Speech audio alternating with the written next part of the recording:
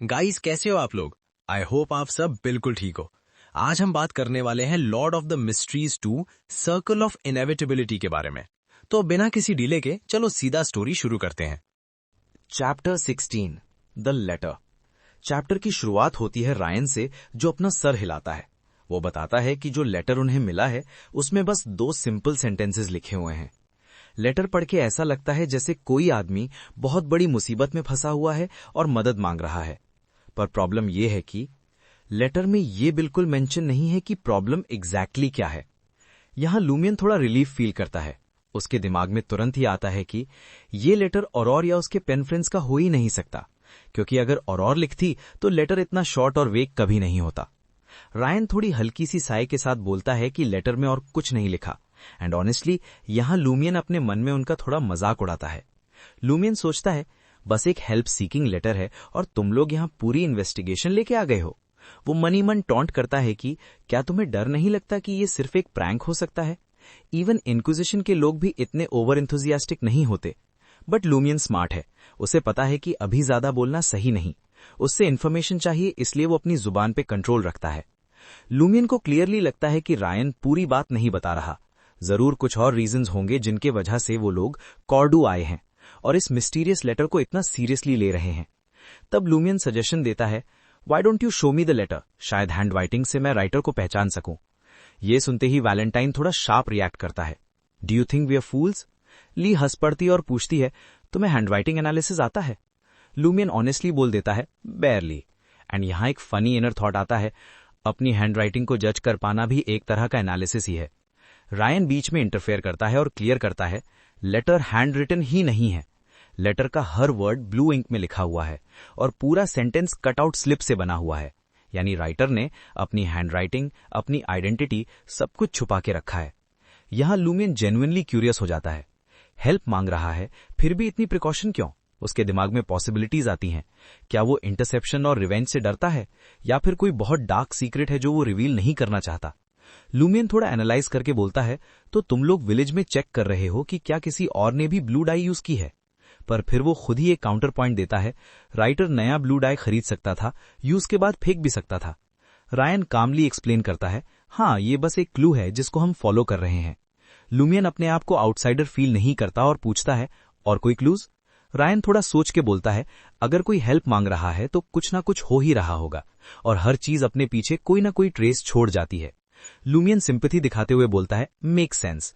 वो प्रॉमिस करता है, I keep an I out. Ryan politely thank you बोलता है। Cabbage incident. अब ली थोड़ा रिलैक्स्ड हो चुकी होती है और लूमियन से पूछती है, जब तुमने हमें इन बुलाया था, विलेजर्स कैबेज सुन के हंस क्यों रहे थे? ये सीन ऑनेस्टली थोड़ा फनी है। लूमियन कामली एक्सप्लेन करता है, लोकल स्लैंग में कैबेज का मतलब होता है डियर या डार्लिंग। ये वर्ड क्लोज फ्रेंड्स के बीच या एल्डर जूनियर रिलेशन में यूज होता है। वो इनोसेंट फेस बना के बोलता है, मैं बस चाहता था कि हम क्लोज फ्रेंड्स बने रहें। और यहां लूमियन का एक्सप्रेशन इतना इनोसेंट होता है जैसे उसे इंटीमेट का मीनिंग ही नहीं पता। तब ली को समझ आता है कि विलेजर्स क्यों हंस रहे थे। रायन भी एग्री करता है। लूमियन और कुछ पूछना नहीं चाहता, क्योंकि वो औरोर के बारे में सस्पिशन क्रिएट नहीं करना चाहता। ग्रुप वहां से चला जाता है बेल्स की आवाज के साथ। Ryan Greg and legends. Lumian tavern के एंट्रेंस पे बैठ के मिस्टीरियस टैरो लेडी का उठने का वेट करता है। थोड़ी देर बाद उसका दोस्त र्यून्ड ग्रेग आता है और पूछता है, तुमने डिसाइड किया नेक्स्ट कौन सी लेजेंड इन्वेस्टिगेट करनी है? लास्ट 2 दिन में र्यून्ड काफी एक्टिव रहा है, क्योंकि उसके पास लूमियन जैसे स्ट्रेंज ड्रीम्स या ट्रेजर हैक्स नहीं है। लूमियन बोलता है, अभी नहीं, लेंट फेस्टिवल के बाद सोचूंगा। ये सुन के र्यून्ड अग्री करता है और बोलता है, मैं भी तब तक विलेज नहीं छोड़ूंगा। लूमियन थोड़ा सस्पिशियस टोन में पूछता है, तो नेक्स्ट कुछ दिन तुम विलेज में ही रहोगे? र्यून्ड हाँ बोलता है। लूमियन मुस्कुराता है और कहता है, कितना कोइंसिडेंस है, मैं भी विलेज नहीं छोड़ सकता। र्यून्ड पूछता है क्यों, और यहां लूमियन फुल ड्रामेटिक मोड में आता है। वो बोलता है, आज सुबह मेरी मुलाकात owl of the magical legend से हुई। अगर चर्च और गॉड्स गेज नहीं होती तो वो मेरी सोल ले जाता। र्यून्ड पूरा कांप जाता है, पर फिर लूमियन हंस पड़ता है। र्यून्ड रियलाइज करता है, तुम मजाक कर रहे हो। लूमियन एक्सेप्ट करता है, हाँ ये झूठ था, माय ओपिनियन। लूमियन यहां प्रैंक नहीं, डैमेज कंट्रोल कर रहा है। वो नहीं चाहता कि र्यून्ड बिना सोचे समझे लेजेंड्स के पीछे भागे। लूमियन सीरियसली एडवाइस देता है, लेजेंड्स फॉलो करना डेंजरस होता है। जहां पॉसिबल हो, विलेज और चर्च की प्रोटेक्शन के अंदर रहो। एंड इंटरनली लूमियन सोचता है, अगर फ्यूचर में मुझे तुम्हारी हेल्प चाहिए होगी तभी मैं तुम्हें ये सब बता रहा हूं। Cold but practical. Spring elf voting. Ryan topic change करता है, तुम स्प्रिंग एल्फ के लिए किसको वोट दोगे? स्प्रिंग एल्फ यानी स्प्रिंग का सिंबल, लेंट फेस्टिवल का इंपॉर्टेंट रोल, यूजुअली एक unmarried beautiful girl. Lumion casually बोलता है आवा। र्यूंड भी एग्री करता है क्योंकि आवा ने उसे हिंट दिया था। Tarot lady and dream power. Finally Lumion tavern के अंदर जाता है और टैरो कार्ड वाली लेडी को देखता है। उसका appearance white blouse, light coloured baggy pants और येलो फ्लावर्स वाली स्ट्रॉ हैट है। लूमियन नोटिस करता है इसके सूटकेस में बहुत कपड़े होंगे, रोज नए कपड़े पहनती है। वो उसके सामने बैठता है और उसके ब्रेकफास्ट को नोटिस करता है। ये नॉर्मल टैवर्न फूड नहीं है। लूमियन पूछता है ये क्या ड्रिंक है, वाइन जैसी नहीं लगती। लेडी कैजुअली बोलती है it's called the Holi oil of Venus. Ingredients sugar, cinnamon water, vanilla, Poppy seeds. और ये ड्रिंक ट्रियर में इन्वेंट हुई थी। वीनस वर्ड एम्परर रॉसेल से आया है, ब्यूटी गॉडेस वाली स्टोरी रेफरेंस। लूमियन पूछता है तुमने खुद बनाई? लेडी स्माइल करके बोलती है ट्रैवलर होने का मतलब ही है राइट चीज राइट टाइम पे मिलना। लूमियन फिर सीरियस हो जाता है और अपना प्रॉब्लम बताता है। 3-faced monster, gun on back monster सब नॉर्मल ह्यूमन से ज्यादा पावरफुल हैं। वो पूछता है इनसे डील करने का कोई तरीका है? लेडी थोड़ा सोच के बोलती है 3-faced मॉन्स्टर का श्योर नहीं, बट गन वाले से तुम अपनी स्पेशल ट्रेट यूज करके डील कर सकते हो। Lumion shocked, special trait?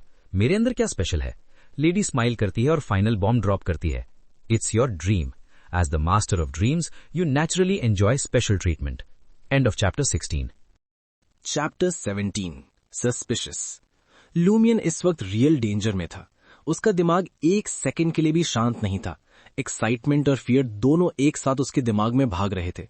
उसके मन में बस एक ही सवाल चल रहा था, असल में ये सब है क्या? सामने जो लेडी बैठी थी वो बिल्कुल ही काम थी, जैसे कुछ हुआ ही ना हो। उसने आराम से सेक्रेड ऑयल ऑफ वीनस का एक छोटा सा सिप लिया, बिना किसी जल्दी के। फिर एक शांत स्टेबल आवाज में बोली, ये सवाल तुम्हें खुद से पूछना चाहिए। बस इतना बोल के उसने अपना सिर थोड़ा नीचे झुकाया और ब्रेकफास्ट खाने में लग गई। उसका एटीट्यूड बिल्कुल क्लियर था, वो कॉन्वर्सेशन आगे बढ़ाने ही नहीं वाली थी। लूमियन के अंदर फ्रस्ट्रेशन बिल्ड हो गया। उसने मन ही मन सोचा, ये लोग आधी बातें क्यों बोलते हैं, हर जवाब नेक्स्ट टाइम के लिए क्यों छोड़ देते हैं? क्या ये सबका टाइम वेस्ट नहीं है? मेरा ओपिनियन, यहां पे ऑनेस्टली लूमियन का गुस्सा बिल्कुल सही लगता है। जब सिचुएशन ऑलरेडी डेंजरस हो और कोई आधी आधी बातें करे तो किसी का भी दिमाग खराब हो जाएगा। लूमियन ने खुद को कंट्रोल किया, एक डीप ब्रेथ ली, जबरदस्ती एक पोलाइट स्माइल दी और वहां से निकल गया। उस दिन के बाद का पूरा टाइम लूमियन ने घर के अंदर ही बिताया। और ये बिल्कुल भी इसलिए नहीं था कि वो आउल से डरता था और दिन में बाहर नहीं जा सकता, न ही इसलिए कि उसके पास कोई काम नहीं था। असल रीजन था, वो किसी भी तरह का सस्पिशन क्रिएट नहीं करना चाहता था। लूमियन ने एक बार डिसाइड कर ली थी, ली और उसके साथियों के पास जो हेल्प लेटर है उसका पूरा सच वो खुद निकालेगा। उसे दो चीजें पता करनी थी, उस लेटर में एग्जैक्टली लिखा क्या था और वो लेटर लिखा किसने था। और इस पूरी इन्वेस्टिगेशन की सबसे बड़ी की थी विलेज के हर ब्लू लेजर यानी लिवर ब्लू को चेक करना और उस इंसान को ढूंढना जिसके लेजर से वर्ड्स काट के लेटर बनाया गया था। विलेज का बंदा होने के नाते लूमियन इस काम के लिए परफेक्ट था, लेकिन प्रॉब्लम यह थी कि वो ऑलरेडी 3 आउटसाइडर्स से बात कर चुका था। अगर अब वो ज्यादा लोगों से सवाल करेगा तो लोगों का ध्यान उस पर जा सकता था, जो अननेसेसरी ट्रबल क्रिएट करेगा। और यहां बात सिर्फ छोटी प्रॉब्लम की नहीं थी, ये मैटर था लाइफ और डेथ का, एग्जिस्टेंस या डिस्ट्रक्शन का। लूमियन जानता था कि चाहे उनके पास प्रोटेक्शन हो, वो ये गारंटी नहीं दे सकता कि दूसरा साइड कोई रिस्की मूव नहीं करेगा। पिछले 2 सालों में लूमियन ने शरारत और डेंजर के बीच की लिमिट अच्छी तरह समझ ली थी। ये उसके एक्सपीरियंस की वजह से था। इसलिए उसने एक स्मार्ट प्लान बनाया, लेंट से जुड़ी लेजेंड्स का बहाना बना के कुछ दिनों में हर फैमिली से मिलना। रात को डिनर के बाद जब अंधेरा हो गया, लूमियन अपने बेडरूम में वापस आया। उसके पास एक मैन्युस्क्रिप्ट था जो काफी टाइम से पेंडिंग था, उसे लिखना था। साथ ही उसने डिसाइड किया कि वो ड्रीम से रिलेटेड कुछ बुक्स पढ़ेगा, शायद उसके अजीब ड्रीम्स के लिए कोई क्लू मिल जाए। प्रॉब्लम ये थी कि घर में सिर्फ एक बैटरी पावर टेबल लैम्प था जो औरोर ऑलरेडी यूज कर रही थी, इसलिए लूमियन को केरोसिन लैम्प जलाना पड़ा, जिसकी स्मेल काफी तेज थी और रोशनी भी ज्यादा अच्छी नहीं थी। लैम्प हाथ में लेके लूमियन बुक शेल्फ के पास गया। कभी एक बुक उठाता, कभी दूसरी, कभी किसी बुक को बगल में दबा लेता। थोड़ी देर के बाद वो 3 सिलेक्टेड बुक्स लेके डेस्क पर वापस आया और तब उसकी नजर पड़ी ब्लू लेजर पर। लेजर हमेशा की तरह डेस्क के एक कोने में रखा हुआ था। ग्रे ब्लू कवर थोड़ा डस्टी लग रहा था, लेजर देखते ही लूमियन को तुरंत याद आई वो बुक जो उससे ड्रीम रून्स में मिली थी और वो हेल्प लेटर जो कट किए हुए वर्ड से बना था। लूमियन ने लेजर उठाया और सोचा, देखता हूं कौन से वर्ड्स काटने के काम आ सकते हैं। जैसे ही उसने कुछ पेजेस पलटे, उसकी आंखें वहीं जम गईं। करंट कैलेंडर पेज के नोट्स में एक क्लियर होल था। एक वर्ड काटा गया था, इम्पॉसिबल। उसने शॉक में धीरे से कहा। उसने तुरंत पूरा ब्लू लेजर चेक करना शुरू किया और जितना वो चेक करता गया उतना शॉक बढ़ता गया। 10 से ज्यादा वर्ड्स काटे गए थे। इम्पॉसिबल, उसने दोबारा कहा। मेरा ओपिनियन, ये मोमेंट चैप्टर का सबसे हैवी पॉइंट है। जो चीज वो बाहर ढूंढ रहा था वही चीज घर के अंदर ही निकली। ये रियलाइजेशन किसी को भी हिला दे। रायन, ली, वैलेंटाइन और बाकी लोग जिस ब्लू लेजर को ढूंढ रहे थे वो लूमियन के घर में ही था। ना सिर्फ उन्होंने ये एक्सपेक्ट नहीं किया था, लूमियन ने तो कभी सोचा भी नहीं था कि ऐसा हो सकता है। उसके दिमाग में एक डेंजरस थॉट आया, क्या औरोर ने हेल्प मांगी थी? अगर हां तो उसने मुझे क्यों नहीं बताया? ली और बाकी लोग जब आए थे, पादरे के साथ उनका बिहेवियर देखकर लूमियन पहले ही डिसाइड कर चुका था कि वो ऑफिशियल्स हैं, शायद गवर्नमेंट से या इटर्नल ब्लेजिंग सन चर्च से या God of steam and machinery church से। लूमियन हेजिटेट कर रहा था। उसका फेस एक्सप्रेशन बार बार बदल रहा था। आखिरकार उसने डिसीजन लिया, वो औरोर पर ट्रस्ट करेगा। वो ब्लू लेजर उठा के सीधा औरोर के बेडरूम में गया। Knock knock knock. अंदर से आवाज आई, कम इन। लूमियन ने डोर खोला। ब्राइट टेबल लैंप के नीचे औरोर बैठी थी, 2 पीस कॉटन पजामा पहने, ब्लॉन्ड हेयर हेडबैंड से बंधा और एक स्टोरी लिखने में पूरी तरह लॉस्ट। लूमियन ने बिना रुके पूछ लिया, क्या तुमने ये काटा? औरोर थोड़ी कंफ्यूज्ड हो गई, जैसे वो अभी भी डीप थॉट में हो। लूमियन ने लेजर उसके हाथ में दिया, रेलेवेंट पेज खोल के।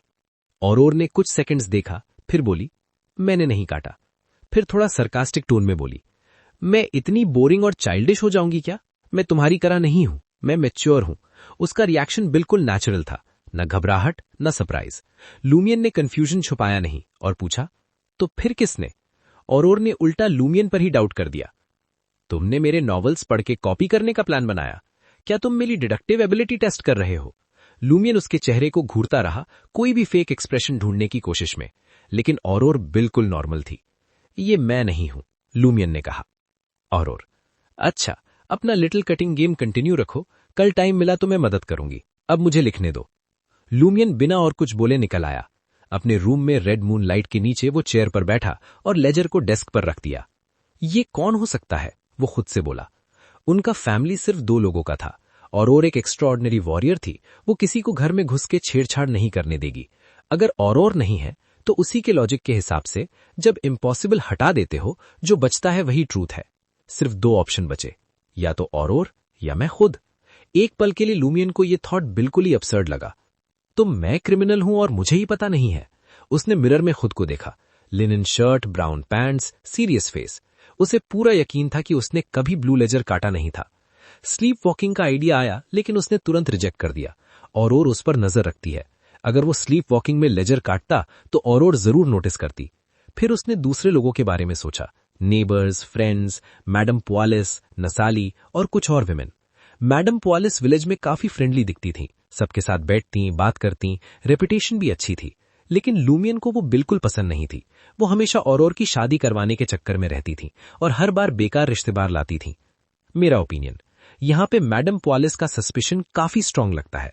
2 फ्रेंडली लोग अक्सर सबसे ज्यादा डेंजरस होते हैं। लूमियन डिसाइड करता है कि अभी डायरेक्टली कन्फ्रंट नहीं करेगा। पहले रेमंड या गिलाम जूनियर के ब्लू लेजर से वर्ड्स मैच करेगा और हेल्प लेटर का ओरिजिनल मैसेज रीबिल्ड करेगा। वो नीचे जाने ही वाला था, फिर उससे ग्रैंड सूट से की वार्निंग याद आई। रात के बाद बाहर नहीं जाना। वो रुक गया, कल नेचुरली करूंगा। जैसे ही वो स्टेयर्स की तरफ मुड़ा, डिंग डिंग डिंग डिंग, डोरबेल पूरे घर में गूंज गई। लूमियन कंफ्यूज्ड होके बोला, कौन है? बाहर से एक सॉफ्ट जेंटल फीमेल वॉइस आई, it's me, Pualis Drokfort. Chapter 17 यहीं खत्म होता है। सस्पेंस फुल पीक पर है। Chapter 18 straight forward. मैडम पुआलिस के अपनी डोर के बाहर खड़ा देखकर एकदम शॉक हो गया।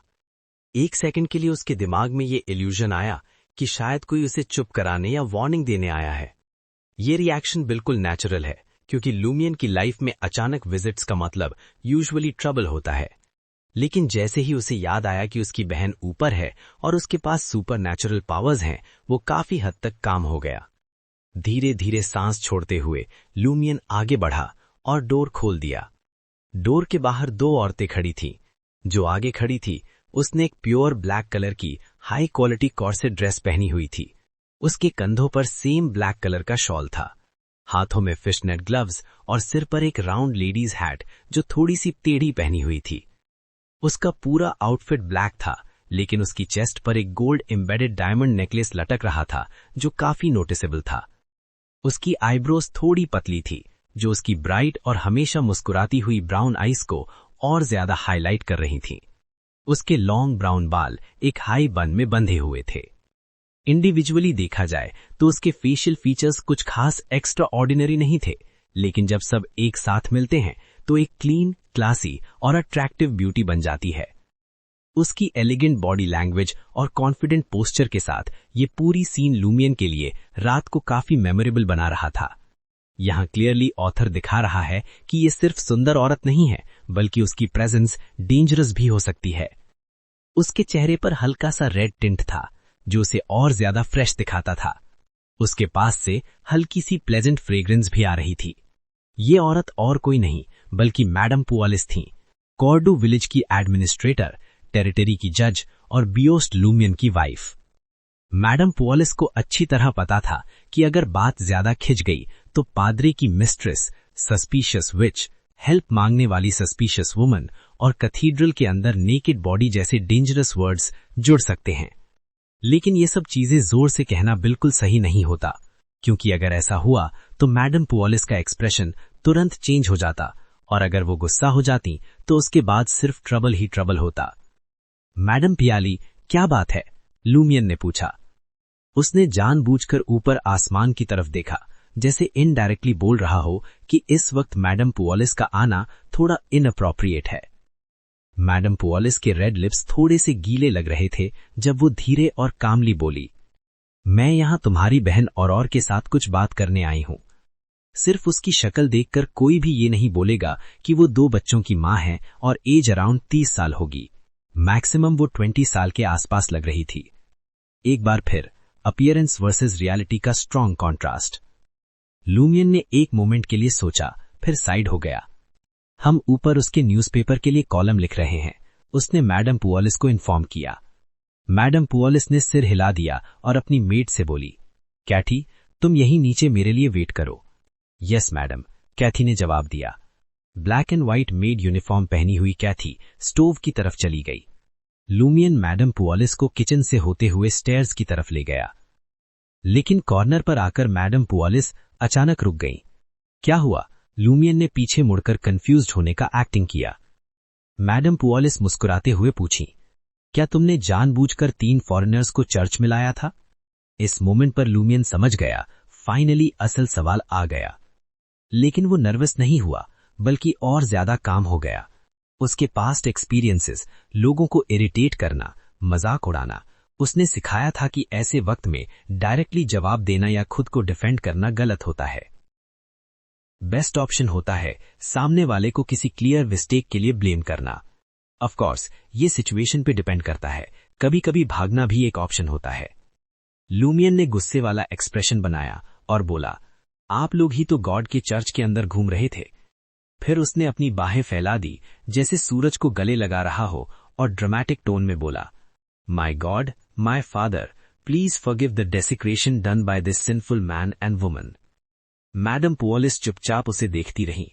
उसके लिप्स के कॉर्नर्स हल्की सी स्माइल में कर्व्ड थे। मुझे लगता है गॉड हमें माफ कर देंगे। मैंने एक किताब पढ़ी थी जिसमें लिखा था, एक औरत जो अपने ट्रू लव के साथ बेड शेयर करती है वो सभी सिन से फ्री हो जाती है। लव हैप्पीनेस को लेजिटिमेट बनाता है जब तक कि वो प्योर हार्ट से हो। मैं गुआम बायत से बहुत खुश हूं, इसलिए एटर्नल ब्लेजिंग सन इस बात पर गुस्सा नहीं होंगे। ये कोई सिन नहीं है। इस पॉइंट पर लूमियन के दिमाग में एक ही थॉट घूम रहा था, आप कौन सी अजीब बुक्स पढ़ रही हैं? मैडम पुआलिस ने बात कंटिन्यू की, लेकिन ये सेंट सिथ के लिए काफी इंसल्टिंग है। हर रीजन में 1-2 गार्डियन एंजल्स या सेंट्स होते हैं जो एटर्नल ब्लेजिंग सन या चर्च के द्वारा रिकॉग्नाइज्ड होते हैं। बेसिकली कैथीड्रल के अंदर अफेयर चलाना ऐसा था जैसे सेंट सिथ के बटलर का किसी को सीक्रेटली लाकर अपने मास्टर के बेडरूम में काम करना। ये प्रोटेक्टर सेंट का हैवी डिसरिस्पेक्ट था। बिल्कुल सही, लूमियन ने सीरियस टोन में सिर हिलाकर कहा। पादरे को शर्म नहीं आती? मैडम पुअलिस जोर से हंस पड़ी। हंसने के बाद बोली, मैंने भी उसे रोका था। मैंने कहा, ओ एल, हम सेंट सिथ के कैथीड्रल में ये कैसे कर सकते हैं? गेस करो उसने क्या जवाब दिया। उसने कहा, ओ सेंट सिथ को थोड़ा सा बर्दाश्त करना पड़ेगा। लूमियन कुछ सेकंड्स के लिए बिल्कुल चुप हो गया, फिर मुश्किल से बोला, वो सेंट की निंदा कर रहा है। मैडम पुअलिस थोड़ी नॉस्टैल्जिक लग रही थी। वो ऐसा ही है, बिल्कुल फियरलेस और स्ट्रेट फॉरवर्ड, एक बैंडिट की तरह जो गाली देते हुए आपकी सोल का दरवाजा तोड़ देता है। शायद इसी वजह से मैं उसके साथ सोई। यहां लूमियन को ऑरर के लिखे नॉवेल्स और ह्यूमन डिजायर्स के कॉन्सेप्ट्स याद आए, जब दिमाग से ज्यादा बॉडी कंट्रोल लेने लगती है। मैडम पुअलिस मुस्कुराई। मुझे पता है ये सब इंस्टिंक्ट का गेम है, लेकिन उस वक्त वो बहुत अट्रैक्टिव लग रहा था। फिर वो धीरे से लूमियन के कान के पास झुकी, उसकी वार्म सांस लूमियन के कान से टकराई और एक सॉफ्ट मैग्नेटिक फीमेल वॉइस में बोली, I want to make love with you. उस मोमेंट पर लूमियन का दिल जोर से कांप गया। उसका पूरा बॉडी नम हो गया, जैसे किसी ब्रोकन इलेक्ट्रिक लैंप को टच कर लिया हो। वो तुरंत स्टेयर्स चढ़ गया और जल्दी से बोला, और आपका वेट कर रही होगी। मैडम पुअलिस ने अपनी पीठ सीधी की और स्माइल के साथ खड़ी हो गई, जैसे कुछ हुआ ही नहीं हो। इस मोमेंट पर लूमियन को पहली बार इस औरत से थोड़ा सा डर लगने लगा। वो मुड़कर मैडम पुअलिस के साथ नॉर्मल स्पीड में सेकंड फ्लोर तक पहुंच गया। ऊपर और पहले से वेट कर रही थी। इतना टाइम क्यों लगा? लूमियन ने पूछा। चर्च के बारे में बात हो रही थी, लूमियन ने वेग एक्सप्लेनेशन दिया। और तुरंत समझ गई, एटर्नल ब्लेजिंग सन से लक के लिए प्रे करना। बाद में लूमियन के दिमाग में अचानक एक डेंजरस थॉट आया, क्या मैडम पुअलिस एक विच हो सकती है? क्या मैं उसके थ्रू सुपर नेचुरल पावर्स हासिल कर सकता हूं? ये ऑप्शन आउल हेड या डेंजरस ड्रीम रूइन से ज्यादा सेफ और कन्वीनियंट लग रहा था। लेकिन लूमियन ने तुरंत खुद को रोका। मैं ऐसा कैसे सोच सकता हूं? मुझे तो ये भी नहीं पता कि मैडम पुअलिस फ्रेंड है या एनिमी। उसे रियलाइज हुआ कि रीसेंट टाइम में वो पावर्स के पीछे हद से ज्यादा डेस्परेट हो गया था, जैसे अगर जल्दी नहीं मिला तो वो मर जाएगा। लगभग 2 साल हो चुके थे जब उसे पता चला था कि और एक विच है, लेकिन कभी भी वो इतना इम्पेशेंट नहीं हुआ था। थैंक गॉड, मुझे टाइम पर समझ आ गया, लूमियन ने सोचा।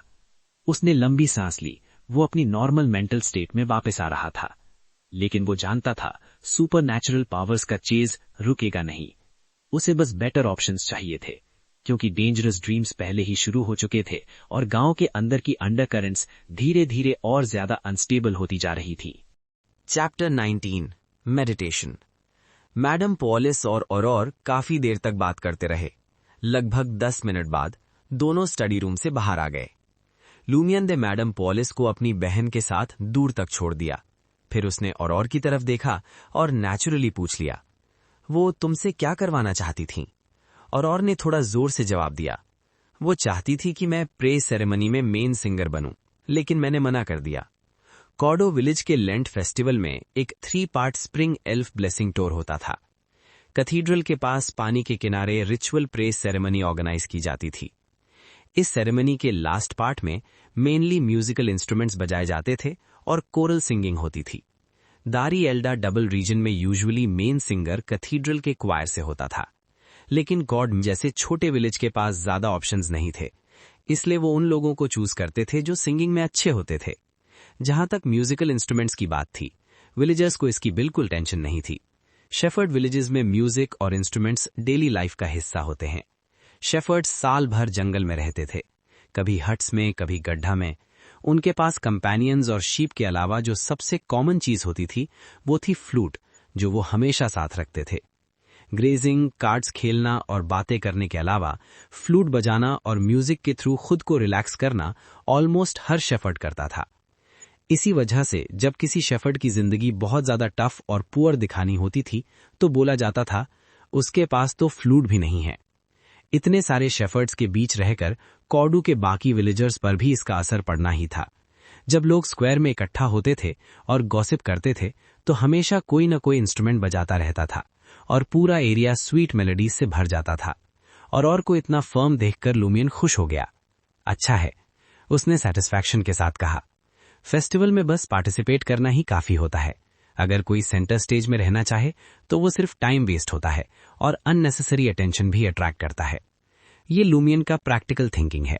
स्पॉटलाइट जितनी कम उतना सेफ। अपनी आईसाइट बचाने के लिए लूमियन ने थोड़ी देर रीडिंग की और फिर डिसाइड किया कि वो जल्दी से नहा लेगा। साथ ही वो सोच रहा था कि कैसे सेफली टेस्ट करे कि ड्रीम में उसके साथ क्या स्पेशल हो रहा है। उस औरत के सजेशंस कई बार एक्यूरेट प्रूव हो चुके थे, इसलिए लूमियन अननोइंगली उस पर काफी ट्रस्ट करने लगा था। रात के कंप्लीट साइलेंस में लूमियन फिर से ड्रीम में गया और वहीं जाग गया। उसने अपनी पॉकेट्स चेक की और कंफर्म किया कि 217 वर्ल्ड और 25 कॉपर कोपेक्स अभी भी उसके पास हैं। रिलीफ की सांस लेते हुए लूमियन ने अपनी एक्स और स्टील फोक उठाई और नीचे स्टोव के पास चला गया। आग पहले ही बुझ चुकी थी। जब मैं ड्रीम में नहीं होता हूं तो क्लॉक चलती रहती है, लूमियन ने सोचा और थोड़ा भौएं सिकोड़ ली। इतना रियलिस्टिक ड्रीम होने के बाद भी उसमें ऐसा क्या स्पेशल हो सकता है? दारी एल्डा रीजन ले एक कॉमन सेइंग थी, क्लॉक कीप्स टर्निंग। इसका मतलब था टाइम किसी का वेट नहीं करता। जिस बेडरूम को लूमियन सबसे सेफ मानता था, वहां उसने अपने टूल्स नीचे रखे और कपड़े उतार दिए। वो वार्डरोब के साथ लगे फुल बॉडी मिरर के पास गया और इंच बाय इंच अपनी बॉडी को चेक किया। क्या रियलिटी से कुछ अलग है? कुछ भी एक्स्ट्रा ऑर्डिनरी नहीं था। मेंटली अलर्ट रहने के बावजूद लूमियन को कपड़े पहनने की जल्दी नहीं थी। वो वापस बेड पर गया और क्रॉस लेग्ड बैठ गया, बिल्कुल वैसे ही जैसे और मेडिटेशन के टाइम बैठती थी। और ने पहले उसे कुछ बेसिक मेडिटेशन टेक्निक सिखाई थी, बिना किसी मिस्टिकल एलिमेंट के, सिर्फ ल्यूसिड ड्रीम्स को प्रमोट करने के लिए। अब लूमियन देखना चाहता था कि एक कंप्लीट काम स्टेट में वो अपने माइंड और बॉडी में कुछ स्पेशल फील कर सकता है। पहला स्टेप था ब्रीदिंग कंट्रोल। लूमियन ने गहरी सांसें लेनी शुरू की और धीरे धीरे अपनी ब्रीदिंग रिदम स्लो कर दी।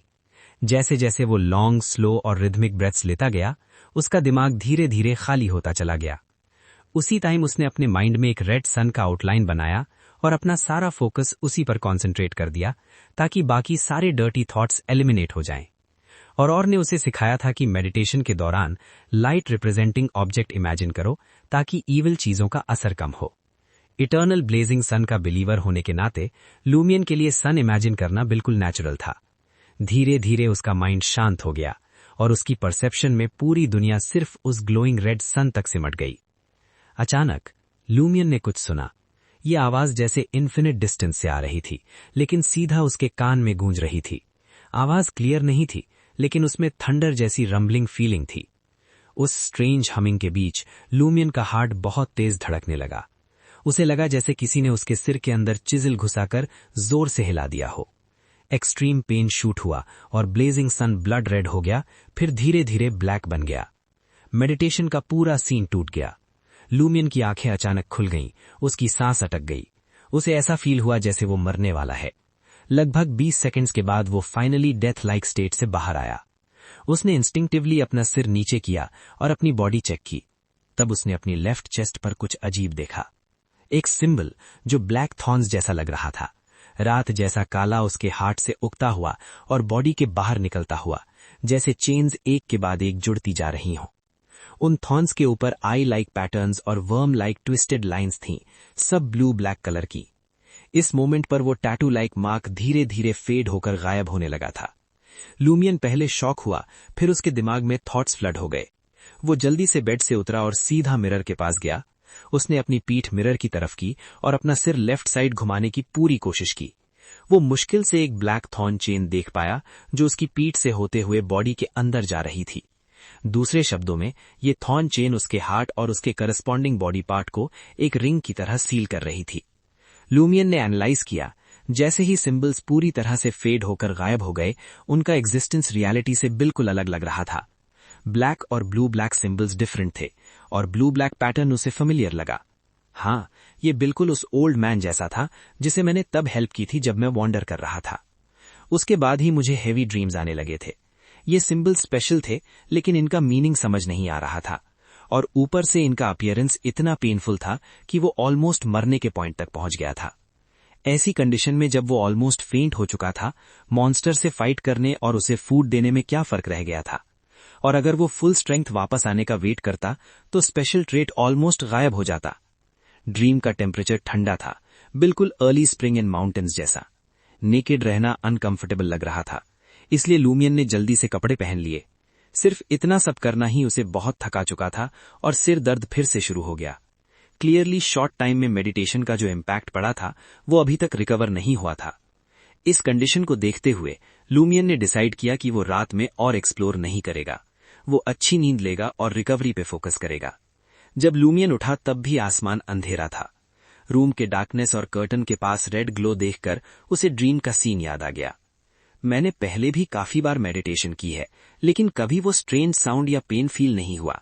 ये सिर्फ ड्रीम के अंदर ही होता है। इस थॉट के साथ लूमियन ने वही प्रोसेस फॉलो किया और फिर से मेडिटेट किया। रेड सन तुरंत उसके दिमाग में आ गया। माइंड की टर्बुलेंस धीरे धीरे शांत हो गई। ये मेडिटेशन एक्सपीरियंस लूमियन के लिए फेमिलियर था। कोई स्ट्रेंज साउंड नहीं, कोई शार्प पेन नहीं, कोई नियर डेथ फीलिंग नहीं। थोड़ी देर बाद उसने मेडिटेशन खत्म की, शर्ट के बटन्स खोले और अपने हार्ट की तरफ देखा। वहां कोई सिंबल नहीं था। सच में ये ड्रीम का ही स्पेशल ट्रेट है। ये रियलिटी को अफेक्ट नहीं कर सकता। लूमियन समझ नहीं पा रहा था कि उसे खुश होना चाहिए या डिसअपॉइंटेड। उसने अपना सिर उठाया और कर्टन की तरफ देखा जो विंडो को कवर कर रही थी। वो सोच ही रहा था कि ड्रीम के स्पेशल ट्रेट का यूज कैसे हो सकता है, तब उसने विंडो के बाहर एक छोटी सी शैडो देखी। लूमियन की प्यूपिल्स अचानक वाइड हो गईं। उसका पहला इंस्टिंक्ट था और को बुलाना, लेकिन फिर उसे याद आया वो घर में ही है और उसने कहा था कि वो उस पर नजर रखेगी। धीरे और केयरफुली लूमियन विंडो के पास गया। उसने कर्टन पकड़ी और एक छोटी सी क्रैक बनाकर बाहर देखा। बाहर शांत और डार्क नाइट थी। आसमान में दूर एक रेड मून लटक रहा था। थोड़ी दूर एक एल्म ट्री पर एक आउल खड़ा था, नॉर्मल आउल से बड़ा। उसकी आंखें न डल थी न अग्रेसिव। वो चुपचाप लूमियन की विंडो की तरफ देख रहा था, एक अजीब सी इम्पॉसिबल टू डिस्क्राइब गेज से। ये आउल फिर से आ गया, लूमियन ने सोचा और उसका दिल सीधा गले तक आ गया। पिछली बार की तरह आउल ने लगभग 10 सेकंड्स तक लूमियन को देखा, फिर अपने विंग्स फैलाए और नाइट स्काई में साइलेंटली उड़ गया। लूमियन कुछ देर तक शॉक में खड़ा रहा। फिर उसने कर्टन बंद की और गुस्से में बोला, तुम्हारे दिमाग में प्रॉब्लम है क्या? हर बार आते हो, देखते हो और बिना कुछ बोले चले जाते हो। क्या तुम म्यूट हो या आईक्यू में इशू है? इतने सालों में भी ह्यूमन लैंग्वेज नहीं सीखी। एक्चुअली लूमियन के पास आउल के बिहेवियर को लेकर अपनी थ्योरी थी। उसका मानना था कि और की प्रेजेंस की वजह से आउल कुछ करने से डर रहा था। आखिर और ने कहा था कि जब तक वो रात में बिल्डिंग के अंदर है, वो उसकी सेफ्टी गारंटी कर सकती है। अगर लूमियन गुस्से में विंडो से बाहर झुक जाता तो शायद आउल इतनी शांति से नहीं जाता। थोड़ी देर गाली देने के बाद लूमियन ने डिसाइड किया कि वो कर्टन बंद करे और थोड़ी देर सो जाए। उसने कैजुअली बाहर देखा और अचानक जम गया। 10 मीटर से दूर छोटे फॉरेस्ट के एज पर एक फिगर धीरे धीरे चल रही थी। उसने डार्क थिक कपड़ों से बनी ड्रेस पहनी थी। उसके बाल पतले और लाइट वाइट थे। नरोका, लूमियन ने पहचान लिया। ये वही नरोका का जिससे उसने विच के बारे में पूछा था। नरोका का फेस अंधेरे में घुल रहा था और फेंट रेड मूनलाइट में उसकी आंखों में एक अजीब सी रोशनी चमक रही थी। उसकी मूवमेंट्स बिल्कुल अननेचुरल थी, एक वॉन्डरिंग घोस्ट की तरह स्टिफ और अजीब। Chapter 20 customs. लूमियन ने बिना सोचे समझे अपनी सांस रोक ली और थोड़ा सा पीछे हट गया। नरोका इस डायरेक्शन में नहीं आई। धीरे धीरे वो छोटे जंगल के अंदर घुस गई और गहरी रात के अंधेरे में बिल्कुल गायब हो गई। लूमियन का दिल थोड़ा अनईजी हो गया। उसे सब कुछ ठीक नहीं लग रहा था। उसके दिमाग में एक ही सवाल घूम रहा था, क्या कुछ हुआ है? पिछले कुछ दिनों में विलेज में एबनॉर्मल चीजें काफी ज्यादा बढ़ गई थीं। लूमियन कुछ देर तक खिड़की के बाहर देखता रहा। धीरे धीरे रात का सन्नाटा वापस आ गया। सिर्फ पत्तों के हिलने से ही पता चल रहा था कि हवा चल रही है। तभी अचानक उसके पीछे से एक आवाज आई, तुम कहां देख रहे हो? लूमियन तुरंत पीछे मुड़ा और अपनी बहन और को देखकर थोड़ा रिलीव्ड महसूस किया। वो 2 पीस पजामा पहने हुई थी। और ने पूछा, तुम्हें भी कुछ गलत लगा क्या? और ने जवाब दिया, नहीं। उसके गोल्डन बाल अभी सोने से उठी होने की वजह से थोड़े मेसी और फ्लफी थे।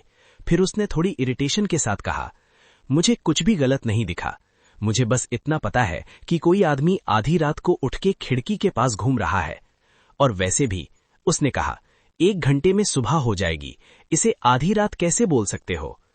लूमियन ने धीरे से बुरबुराया, हैबिट। फिर लूमियन ने पूछा, क्या तुम आउल की वजह से नहीं आई थी? क्या तुमने नरोका को बाहर नहीं देखा? और के चेहरे पर एक रेयर, बिल्कुल ब्लैंक एक्सप्रेशन आ गया। लूमियन ने जगने के बाद से लेके अब तक जो कुछ भी हुआ था सब डिटेल में बता दिया। उसने बताया कि कैसे उसने खिड़की के बाहर जंगल के पास नरोका को अजीब बिहेव करते हुए देखा था और कैसे नरोका की तरफ एक डार्क शैडो भी थी।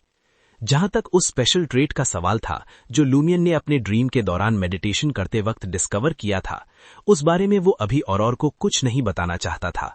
उसने डिसाइड किया कि पहले वो मिस्टीरियस वुमन से कंसल्ट करेगा कि औरौर को बताना चाहिए या इसे छुपा के रखना चाहिए।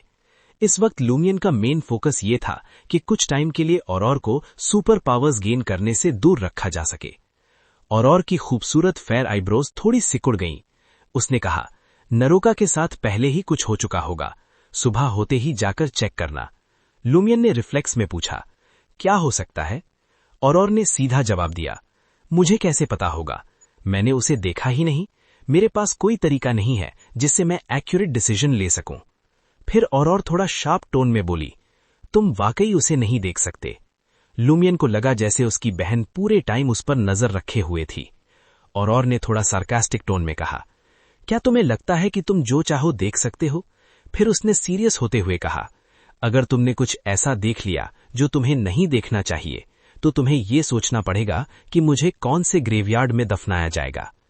मैं बिना वजह बाहर नहीं देखती, मैं सिर्फ तुम्हारी कंडीशन पर नजर रखती हूं। अगर कुछ सच में गलत होगा तभी मैं जागूंगी। लूमियन एक पल के लिए बिल्कुल स्टन रह गया। उससे ब्लिंक करना भी मुश्किल लग रहा था। उसके दिमाग में सिर्फ एक बात घूम रही थी, ग्रैंड सर उस पर नजर रखने के लिए इतना बड़ा रिस्क ले रहा है। औरौर ने ऑनेस्टली ऐड किया, इसीलिए मैं कह रही हूं, जो तुम्हें नहीं देखना चाहिए उसे मत देखो, और जो तुम्हें नहीं सुनना चाहिए उसे मत सुनो। एक्स्ट्राऑर्डिनरी पावर का पीछा करना बहुत ज्यादा डेंजरस होता है, समझे? लूमियन ने सीरियस एक्सप्रेशन के साथ सिर हिला दिया। साथ ही साथ उसने अपने मन में सोचा, इसीलिए मैं तुम्हें इसमें अकेला नहीं जाने दे सकता। Next morning, Naroka's house. Breakfast के बाद लूमियन ने अपनी बहन के इंस्ट्रक्शंस फॉलो किए और सीधा नरोका के घर चला गया। जैसे ही वो पास पहुंचा, उसने देखा कि घर के बाहर काफी विलेजर्स खड़े थे। उसके फ्रेंड आवा के पिता गुआम लिजियर, रियोमॉन्ड के पिता पियर ग्रेग और पाद्रे के छोटे भाई पॉन बाइयेक भी वहां थे। क्या हुआ? लूमियन ने कॉशियसली पॉन बाइयेट और उसके आसपास खड़े लोगों को क्रॉस करके रियामुंड के पास गया। रियामुंड ने दुखी आवाज में कहा, नरोका मर चुकी है। लूमियन मेंटली रेडी था कि नरोका के साथ कुछ बुरा हुआ होगा, लेकिन उसने ये एक्सपेक्ट नहीं किया था कि वो मर चुकी होगी। रियामुंड बोलता रहा, सुबह होने से पहले पादरे आकर उससे लास्ट राइट्स दे गए। 2 दिन पहले जब हमने उससे विजर्ड लेजेंड के बारे में पूछा था, तब वो बिल्कुल ठीक और एनर्जेटिक थी। अचानक कैसे मर सकती है?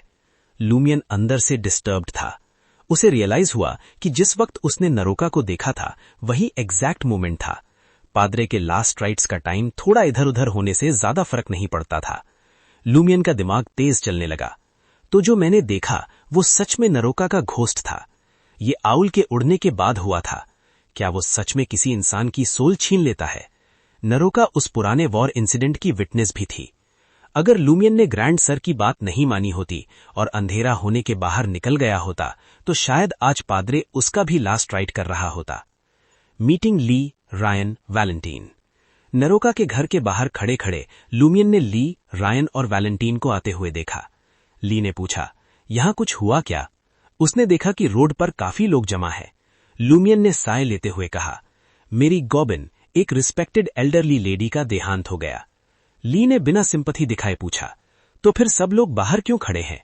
लूमियन ने थोड़ा साइज चेंजिंग जेस्चर किया, जिससे ली थोड़ा नर्वस हो गया। रायन ने पूछा, क्या बात है? लूमियन ने स्माइल करते हुए कहा, तुम लोग दारी एल्दा के लोकल लोग नहीं लगते। रायन ने एक्सप्लेन किया, हम बिगोरा से हैं। बिगोरा इंटिस रिपब्लिक के रिस्टन प्रोविंस की कैपिटल थी, जबकि दारी एल्दा साउथ बॉर्डर पर एक सिटी थी जिसमें कोडू विलेज भी आता था। लूमियन ने सिर हिला दिया, इसीलिए उन्हें लोकल कस्टम्स नहीं पता थे। उसे पहले लगा था कि ये लोग लोकल ऑफिशियल्स होंगे, लेकिन अब समझ आ गया कि इनका स्टेटस ज्यादा हाई है। ली ने इंटरेस्ट के साथ पूछा, कौन से कस्टम्स? लूमियन ने कामली एक्सप्लेन किया, दारी एल्डा रीजन में हर फैमिली की अपनी हॉरोस्कोप होती है। फैमिली हेड की डेथ या फ्यूनरल से फैमिली की फॉर्च्यून अफेक्ट होती है। इसीलिए डेड बॉडी को बरियल से पहले किचन के सेंटर में रखा जाता है। बाद में उनके बाल और नेल्स काटकर घर में छुपाए जाते हैं। अगर फ्यूनरल के टाइम कोई आउटसाइडर घर के अंदर आ जाए तो उसकी हॉरोस्कोप और प्रोविडेंस इफेक्ट हो सकती है, इसीलिए लोग बाहर खड़े होकर मौन करते हैं। रायन ने समझ के सिर हिला दिया और चर्च के होली रेलिक्स से कंपैरिजन किया। Seeing Naroka's body. अपनी बारी आने पर लूमियन अंदर गया। नरोका का बॉडी अभी कॉफिन में नहीं रखा गया था। वो बेंचेस से बने एक सिंपल बेड पर शांत लेटी हुई थी। उसके नेल्स कट थे, व्हाइट बाल नीटली कोम्ड थे, चेहरा पहले से ज्यादा पेल लग रहा था। लूमियन ज्यादा देर तक देख नहीं पाया। उसने सिर झुकाया और बाहर आ गया। Levi Blue and final discovery. Cemetery के रास्ते में लूमियन को याद आया कि उसने औरोर को इन्फॉर्म नहीं किया। उसने रियामुंड से लेवी ब्लू 2 दिन के लिए उधार ले लिया। घर लौटकर लूमियन ने अपना लेवी ब्लू और उधार लिया गया लेवी ब्लू कंपेयर किया। मिसिंग वर्ड्स को मैच करते करते आखिरकार मैसेज कंप्लीट हो गया। We urgently need help. Chapter 21 reaction. Lumian चुप हो गया। उसकी आंखें उस हेल्प रिक्वेस्ट पर टिक गईं जो रिस्टोर की जा रही थी। लेकिन जो कुछ भी ऐड किया गया था वो जरूरी नहीं था कि लेटर का एग्जैक्ट कंटेंट ही हो। आखिर वर्ड्स को जोड़ तोड़कर और भी सेंटेंसेस बन सकते थे, जैसे हमारे आसपास के लोगों को बहुत जल्दी मदद चाहिए, हम धीरे धीरे अजीब होते जा रहे हैं। ये सोचकर लूमियन के दिल पर एक भारी बोझ आ गया। पहले के टाइम पर वो शायद इसे एक मजाक समझकर इग्नोर कर देता, लेकिन कॉर्डू में बहुत ज्यादा एबनॉर्मल चीजें हो रही थीं, और ये सिर्फ वही चीजें नहीं थीं जो उसने खुद देखी थीं। मैंने नोटिस किया है, मैं ये प्रिटेंड नहीं कर सकता कि मैंने कुछ देखा ही नहीं, और ये भी नहीं कह सकता कि कुछ हुआ ही नहीं। ग्रैंडसो ने कहा था कि एक नॉर्मल दिल और दिमाग वाला आदमी ये जानना चाहिए कि डेंजर से कैसे बचा जाता है। अगर किसी को पता हो कि एक वॉल गिरने वाली है तो उस वॉल के नीचे खड़ा नहीं रहना चाहिए। लूमियन अपनी फेथ से बाहर निकला और अपना डिसीजन ले लिया। वो कॉर्डू में एक पल भी और रुकने का रिस्क नहीं ले सकता था। उसे अपनी बहन के साथ निकलना ही था, और अभी निकलना था। एबनॉर्मल चीजों के बारे में ऑफिसर्स जरूर हैंडल कर लेंगे। कॉर्डू के विलेजर्स उनकी प्रोटेक्शन में थे। लूमियन के पास ना तो उनकी रिस्पॉन्सिबिलिटी लेने का ड्यूटी था और ना ही उसके पास उतनी कैपेबिलिटी थी। इसके अलावा उसे ड्रीम रूइंस की सर्च तेज करनी थी और कम टाइम में पावर्स गेन करनी थी, ताकि कॉर्डू छोड़ने के बाद जो भी एक्सीडेंट हो उसे फेस कर सके। सिचुएशन की अर्जेंसी ने उसके अंदर एक स्ट्रांग फीलिंग भर दी जिसे वो इग्नोर नहीं कर सकता था। अगर वो अपनी बहन को प्रोटेक्ट करना चाहता था और उसकी सेफ्टी इंश्योर करना चाहता था तो उसे बहुत स्ट्रांग बनना ही पड़ेगा। लास्ट चीज जो वो चाहता था वो ये थी कि कॉर्डू छोड़ने से पहले किसी एबनॉर्मल इंसिडेंट में फंस जाए। अपने मिशन को ध्यान में रखते हुए लूमियन ने केयरफुली अपना लीवर ब्लू वापस उसकी ओरिजिनल जगह पर रख दिया। फिर उसने वो पेपर उठाया जिसमें पहले से वर्ड्स और सेंटेंसेस लिखे हुए थे, और जानबूझकर स्टेयर्स से नीचे चला गया। वो स्टोव के पास गया और उस पेपर को आग में फेंक दिया। बाहर निकलते ही लूमियन ने बिना टाइम वेस्ट किए सीधा ऑल टेवर्न की तरफ जाना शुरू कर दिया। लेकिन जब वो डोर के पास पहुंचा तो उसने देखा कि डोर टाइटली बंद था। ये एक क्लियर साइन था कि ओनर और बारटेंडर मॉरिस बे शायद नारोका के फ्यूनरल में गए हुए थे। फिर भी लूमियन जानता था कि एक पार्ट टाइम होटल होने की वजह से गेस्ट्स को इनकन्वीनियंस दिए बिना दिन के टाइम सारे डोर्स बंद रखना पॉसिबल नहीं था। इसलिए वो साइड पाथ की तरफ गया और बैक डोर से अंदर घुस गया। स्टेयर्स चढ़ते हुए लूमियन ने हॉलवे चेक की, लेकिन कोई भी नजर नहीं आया। धक धक धक धक धक धक उसके फुटस्टेप्स की आवाज इनकी सेकंड फ्लोर तक एको कर रही थी। वो उस मिस्टीरियस वुमन के रूम के डोर के बाहर रुका और डोर नॉब चेक करने लगा, ये देखने के लिए कि कहीं डू नॉट डिस्टर्ब का साइन तो नहीं लगा। कुछ नहीं मिला। उसने खुद को स्टेडी किया, एक गहरी सांस ली और धीरे धीरे छोड़ दी। फिर उसने उंगली मोड़कर हल्की सी नॉक की। नॉक नॉक नॉक 3 बार नॉक की, लेकिन अंदर से कोई मूवमेंट नहीं हुई। नॉक नॉक नॉक कोई रिस्पॉन्स नहीं। लूमियन ने फिर ट्राई किया, इस बार थोड़ा ज्यादा फोर्स के साथ, लेकिन रूम बिल्कुल शांत रहा। वो यहां नहीं है। लूमियन ने भौएं चढ़ा लीं। वो शायद नरोका के फ्यूनरल में गई हुई थी। 1 सेकंड भी वेस्ट नहीं किए लूमियन स्टेयर्स से नीचे उतरा, इनसे बाहर निकला और चर्च के साइड वाले सेमेट्री की तरफ चल पड़ा। रास्ते में वो नारोका के घर के पास से गुजरा। वहां मॉर्नर्स जो पहले डोर पर अलविदा कह चुके थे अब बिखर चुके थे और प्रोसेशन का वेट करने के लिए सेमेट्री की तरफ जा रहे थे। लूमियन ने एरिया को ध्यान से देखा। उसकी आंखें इधर उधर घूम रही थीं जब तक कि उसने घर से एक फिगर को बाहर आते हुए नहीं देख लिया। वो कोई और नहीं बल्कि लिटिल पोन्स बेयर था, पेड्रे का भाई। लूमियन का दिल तेज धड़कने लगा। वो पास की बिल्डिंग के सामने झुक गया और इनविजिबल रहने की कोशिश करने लगा। क्या डेड पर्सन के घर में घुसना स्ट्रिक्टली मना नहीं होता? क्योंकि ऐसा करना फैमिली के फेट को अफेक्ट कर सकता है। पॉन्स बेयर्ट नारोका के घर के सामने रुका और ओल्ड वुमन के सबसे छोटे बेटे आर्नल्ड आंड्रे से कुछ धीरे धीरे बात की। एक छोटी सी बातचीत के बाद पॉन्स बेयर्ट चला गया। आर्नल्ड ने घर को लॉक किया और सिमेट्री की तरफ चल पड़ा। नारोका की डेथ सच में थोड़ी अजीब है। लूमियन ने भौएं से कोड़ ली और धीरे से खुद से बोला। अब उसे लगने लगा कि शायद नारोका की मौत के लिए आउल को ब्लेम नहीं किया जा सकता। ज्यादा चांस ये है कि पेड्रे ग्रुप का इसमें हाथ हो। शायद आउल बस अपना ड्यूटी निभा रहा था, कॉर्डू में डेड लोगों से सोल्स कलेक्ट करने का। वो बस यहां रुक गया और थोड़ी देर के लिए लूमियन को ऑब्जर्व किया। लेकिन लूमियन का नेक्स्ट गेस और भी ज्यादा डरावना था। अगर पेड्रे ग्रुप और आउल एक दूसरे से कनेक्टेड हुए तो उनकी स्ट्रेंज हैबिट्स और सीक्रेट एक्टिविटीज शायद वॉरियर रेमनेंट से लिंक्ड हो सकती हैं। कॉर्डू छोड़ने से पहले मुझे रायन ली और कंपनी के साथ अपने थॉट्स शेयर करने का चांस लेना चाहिए। मुझे होप है कि वो सच को अनकवर करेंगे और इस मैटर को जल्दी खत्म करेंगे। लूमियन ने नजर हटाई और खुद से बोलते हुए इटर्नल ब्लेजिंग सन कैथेड्रल की तरफ चल पड़ा। फ्यूनरल के दौरान भले ही वो उदास और सीरियस दिख रहा था, लेकिन वो हर विलेजर पर शार्प नजर रखे हुए था, ये देखने के लिए कि किसी के बिहेवियर में कोई एबनॉर्मल चीज तो नहीं है। अफसोस उसकी कोशिश का कोई रिजल्ट नहीं निकला। फिर भी उसे एक सीक्रेट डाउट था कि कुछ विलेजर्स मास्क पहने हुए थे। इसके अलावा वो मिस्टीरियस वुमन जिसने उसे टैरो कार्ड दिया था, वो भी सेमेट्री में कहीं नजर नहीं आई।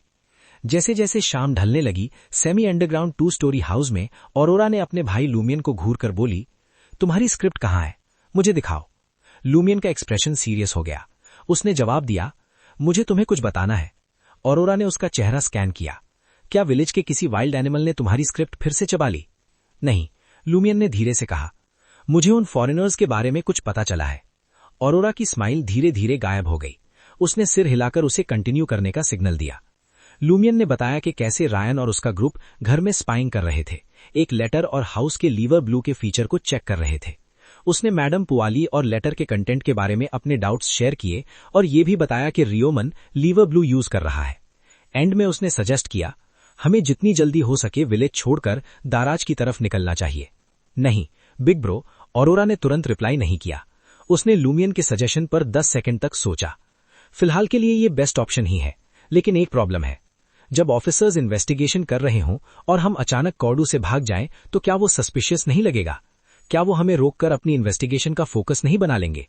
अगर मैं सिर्फ एक बायस्टैंडर होती तो ठीक था, लेकिन मैं एक अनऑफिशियल बियॉन्डर हूं। मुझे इंक्विजिशन पकड़ लेगी और प्योरीफाई कर देगी। लूमियन बिल्कुल लॉस्ट हो गया। एक्सपीरियंस्ड वेटरन्स के बीच वो एक एमेच्योर था। ये प्रॉब्लम एक ऐसी पजल थी जिसका उसने पहले कभी सामना नहीं किया था। कुछ पल के लिए उसके पास बोलने के लिए वर्ड्स ही नहीं बचे थे। आखिरकार वो स्टैमर करता हुआ बोला, तो फिर प्लान क्या है? हम भाग जाते हैं, किसी और सिटी, किसी और कंट्री में छुप जाते हैं? ऑरोरा ने कहा, ओ लूमियन, तुम मुझे बहुत अंडर एस्टिमेट कर रहे हो। वो 3 फॉरेनर्स तुम्हारी सोच से काफी ज्यादा पावरफुल हैं। अगर सिर्फ एक होता तो मैं हैंडल कर लेती, लेकिन 3? और अगर विलेज के बाहर एम्बुश हो तो? हो सकता है वो बस हमारे भागने का वेट कर रहे हों। लूमियन बिल्कुल चुप हो गया। उसे मानना पड़ा कि अपनी बहन के कंपैरिजन में वो अभी भी इनएक्सपीरियंस था। उसके पास ना तो उतना एक्सपीरियंस था और ना ही उतनी शार्प ऑब्जर्वेशन। तुम बहुत इंपल्सिव हो, ऑरोरा ने सिर हिलाकर कहा, लेकिन ये एक्सपेक्टेड है। आखिर कौन सा यंग लड़का है जिसके अंदर थोड़ी सी आग नहीं होती? वो थोड़ी देर के लिए रुकी। कल सुबह तुम मेरे लिए एक फेवर करोगे। एडमिनिस्ट्रेटर ऑफिस जाओ और नॉवल वीकली को एक टेलीग्राम भेजने में मेरी मदद करो। उनसे पूछो कि उनका नेक्स्ट ऑथर सैलॉन कब होगा। ऑरोरा नॉवल वीकली की एक फेवरेट कॉलमिस्ट थी। इमरजेंसी कम्युनिकेशन के लिए रिजर्व टेलीग्राम मशीन सिर्फ एडमिनिस्ट्रेटर और पेड्रे के पास थी। विलेजर्स यूज कर सकते थे, लेकिन उन्हें वेराल में प्राइस पे करनी पड़ती। ऑरोरा ने लूमियन की कंफ्यूजन देखी और जल्दी से अपना प्लान एक्सप्लेन किया। नॉवल वीकली काफी टाइम से मुझसे रिक्वेस्ट कर रहा था कि मैं ट्रियर में अपना काम प्रमोट करूं। मैंने हमेशा मना किया है, लास्ट ऑथर सैलॉन भी। लेकिन अगर मैं अब उनसे खुद इनवाइट मांगूं तो वो मौका हाथ से नहीं जाने देंगे। वो हमारे ट्रेन टिकट्स का रिफंड भी कर देंगे।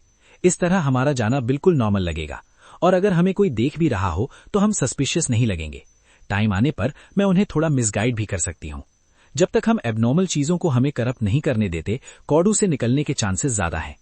लूमियन ने रिलीफ की सांस ली। ठीक है। कुछ सेकंड्स बाद लूमियन ने ऑरोरा से एक इंटरेस्टिंग सवाल पूछा। हमारे grand sir beyond the powers वाले लोगों के लिए एक वर्ड यूज करता है ना?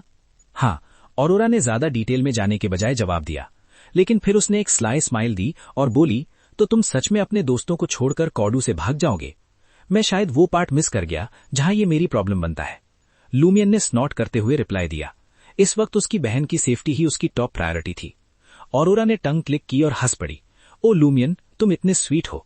बताओ, तुमने ये लाइन पहले भी कितनी बार बोली है, और फिर भी हर बार तुम या तो चुपचाप मदद कर देते हो या वार्निंग दे देते हो। वो छोटी मोटी बातें थी, लूमियन ने खुद को डिफेंड किया। लेकिन इस बार जो एबनॉर्मल सिचुएशन थी वो उसकी बहन की सेफ्टी के लिए रियल डेंजर थी। ठीक है, ऑरोरा ने साई किया। चलो फाइट नहीं करते, डिनर प्रिपेयर करते हैं। आज कुकिंग तुम्हारी टर्न है। लूमियन ने ग्रम्बल किया और स्टोव की तरफ चल पड़ा। रात काफी अंधेरी थी, लाल मून घने क्लाउड से ढका हुआ था। लूमियन ने कपड़े धोना फिनिश किया और बेड पर लेट गया। उसके चेहरे पर टेंशन क्लियरली दिख रही थी। ऑरोरा का रिएक्शन बुरा नहीं था, लेकिन लूमियन को टेंशन थी कि जब तक वो नॉवेल वीकली के रिप्लाई का वेट कर रहे होंगे, विलेज में एबनॉर्मैलिटीज कभी भी एक्सप्लोड कर सकती हैं। लूमियन डेस्परेट था अपनी स्ट्रेंथ बढ़ाने के लिए।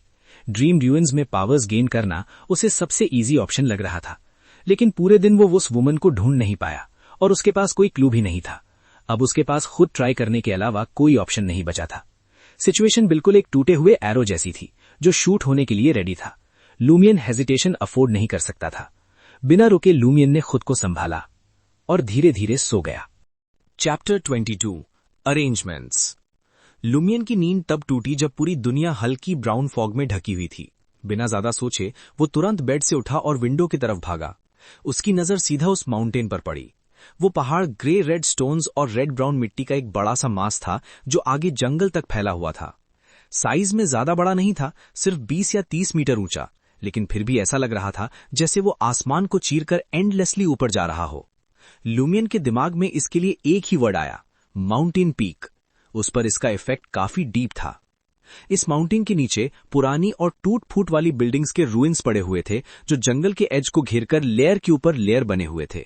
गन यूज करने वाले मॉन्स्टर के बिहेवियर को देखकर लूमियन ने जज किया कि वो रनिंग और जंपिंग दोनों में काफी ज्यादा एफिशिएंट है।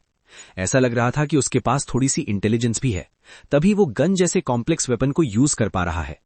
उसकी ट्रैकिंग एबिलिटी भी अनबिलीवेबल लेवल की थी।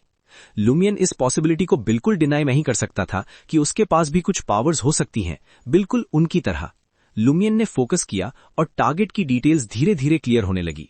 उसका फर्स्ट जजमेंट काफी सीरियस था। अगर वो डायरेक्टली गन के साथ मॉन्स्टर का सामना करता तो उसके बचने के चांसेस सिर्फ 10% होते, और अगर उसने अपना स्पेशल ट्रेट यूज करने की कोशिश की तो उसकी डेथ और भी जल्दी हो जाती। उसका फोकस एक डबल एज स्वॉर्ड था। ये उसे डेथ के बिल्कुल एज तक धकेल देता, जहां एनिमी का हल्का सा अटैक भी काफी होता। स्नीक अटैक और असैसिनेशन भी प्रैक्टिकल ऑप्शन नहीं थे। दूसरी साइड के पास ट्रैकिंग की इतनी स्ट्रांग एबिलिटी थी कि वो लूमियन की हर मूवमेंट डिटेक्ट कर सकता था और छुपकर अप्रोच करने की हर कोशिश फेल हो जाती। इसके अलावा लूमियन के पास लॉन्ग रेंज अटैक के लिए प्रॉपर इक्विपमेंट भी नहीं था। एक रिवॉल्वर तो डिवाइन ब्लेसिंग जैसा होता। पिछले 2 दिन से लूमियन अपना दिमाग पूरा लगाकर एक प्लान बना रहा था और आखिरकार एक सोल्यूशन खुद सामने आ गया, ट्रैप। वो पहले विलेज के हंटर्स के साथ माउंटेन की डीप एरियाज में जा चुका था, जहां उसने ट्रैप लगाने की स्किल सीख ली थी। तब से लूमियन प्रैक्टिकल ट्रिक्स और सेटअप्स में काफी अच्छा हो गया था। उसका पहला आइडिया था ऑयल को वेपन के जैसे यूज करना। प्लान ये था कि एक बड़ी बाल्टी में ऑयल भरा जाए, उसमें रोप बांधी जाए और उसे किसी हाई प्लेस पर छुपा दिया जाए। जैसे ही टारगेट पास आए वो रोप खींचता, बाल्टी उलट जाती और मॉन्स्टर ऑयल से भीग जाता। फिर वो टॉर्च जलाकर उस पर फेंक देता। लेकिन थोड़ा सोच विचार करने के बाद उसने ये आइडिया ड्रॉप कर दिया। मॉन्स्टर की स्ट्रांग ट्रैकिंग एबिलिटी को देखते हुए लूमियन जानता था कि उसकी सेंस ऑफ स्मेल का रोल बहुत बड़ा होगा। ऑयल की स्मेल काफी ऑब्वियस होती है। अगर वो उसे कवर करने के लिए और स्ट्रांग स्मेल्स यूज भी करता तो भी उसे यकीन नहीं था कि मॉन्स्टर डिफरेंटली रिएक्ट करेगा। ये क्रीचर वाइल्ड डॉग्स की तरह होता, जो छोटी सी अबनॉर्मल चीज भी सेंस कर लेता है। आखिर में लूमियन ने डिसाइड किया कि वो एक डीप पिट खोदेगा और उसके नीचे शार्प स्टेक्स लगाएगा। उसे पता था कि इस प्लान में एक बिग प्रॉब्लम है। मॉन्स्टर की ट्रैकिंग एबिलिटी इतनी स्ट्रांग थी कि चांसेस ज्यादा थे कि वो पहले ही अनॉमली डिटेक्ट कर लेगा और ट्रैप को नोटिस कर लेगा। लूमियन का रिस्पॉन्स सिंपल था, मॉन्स्टर के ब्लाइंड स्पॉट्स का फायदा उठाना और उसकी डिफेंस को कम करना। उसके वेपन्स मॉन्स्टर के कंपैरिजन में वीक थे, लेकिन लूमियन को होप थी कि उसकी इंटेलिजेंस उसे एडवांटेज दे सकती है। इंसान होने का एक बड़ा प्लस होता है, दिमाग। पिछली एनकाउंटर से कम इतना क्लियर था कि मॉन्स्टर के पास भी थोड़ी इंटेलिजेंस थी, भले ही वो ज्यादा हाई लेवल की ना हो। लूमियन ने खुद को काम किया, लेकिन फिर भी उसने डेंजर को लाइटली नहीं लिया। वो प्लान बना रहा था ये मानकर कि मॉन्स्टर के पास एक एवरेज ह्यूमन जितनी थिंकिंग एबिलिटी है, पॉन्स बेट जैसा। नहीं, उस बंदे का आईक्यू तो पत्थरों के ढेर से भी कम है। अगर उसके साथ उसके गूंज ना होते तो वो मेरे सामने झुककर मुझे डैडी बोलता, लुमियन ने मन ही मन सोचा। थोड़ी देर सोचने के बाद लुमियन ने अपनी मॉन्स्टर के बारे में एक्सपेक्टेशन थोड़ी और बढ़ा दी। हाँ, उसे एक अनएजुकेटेड पादरे के जैसे ट्रीट करो।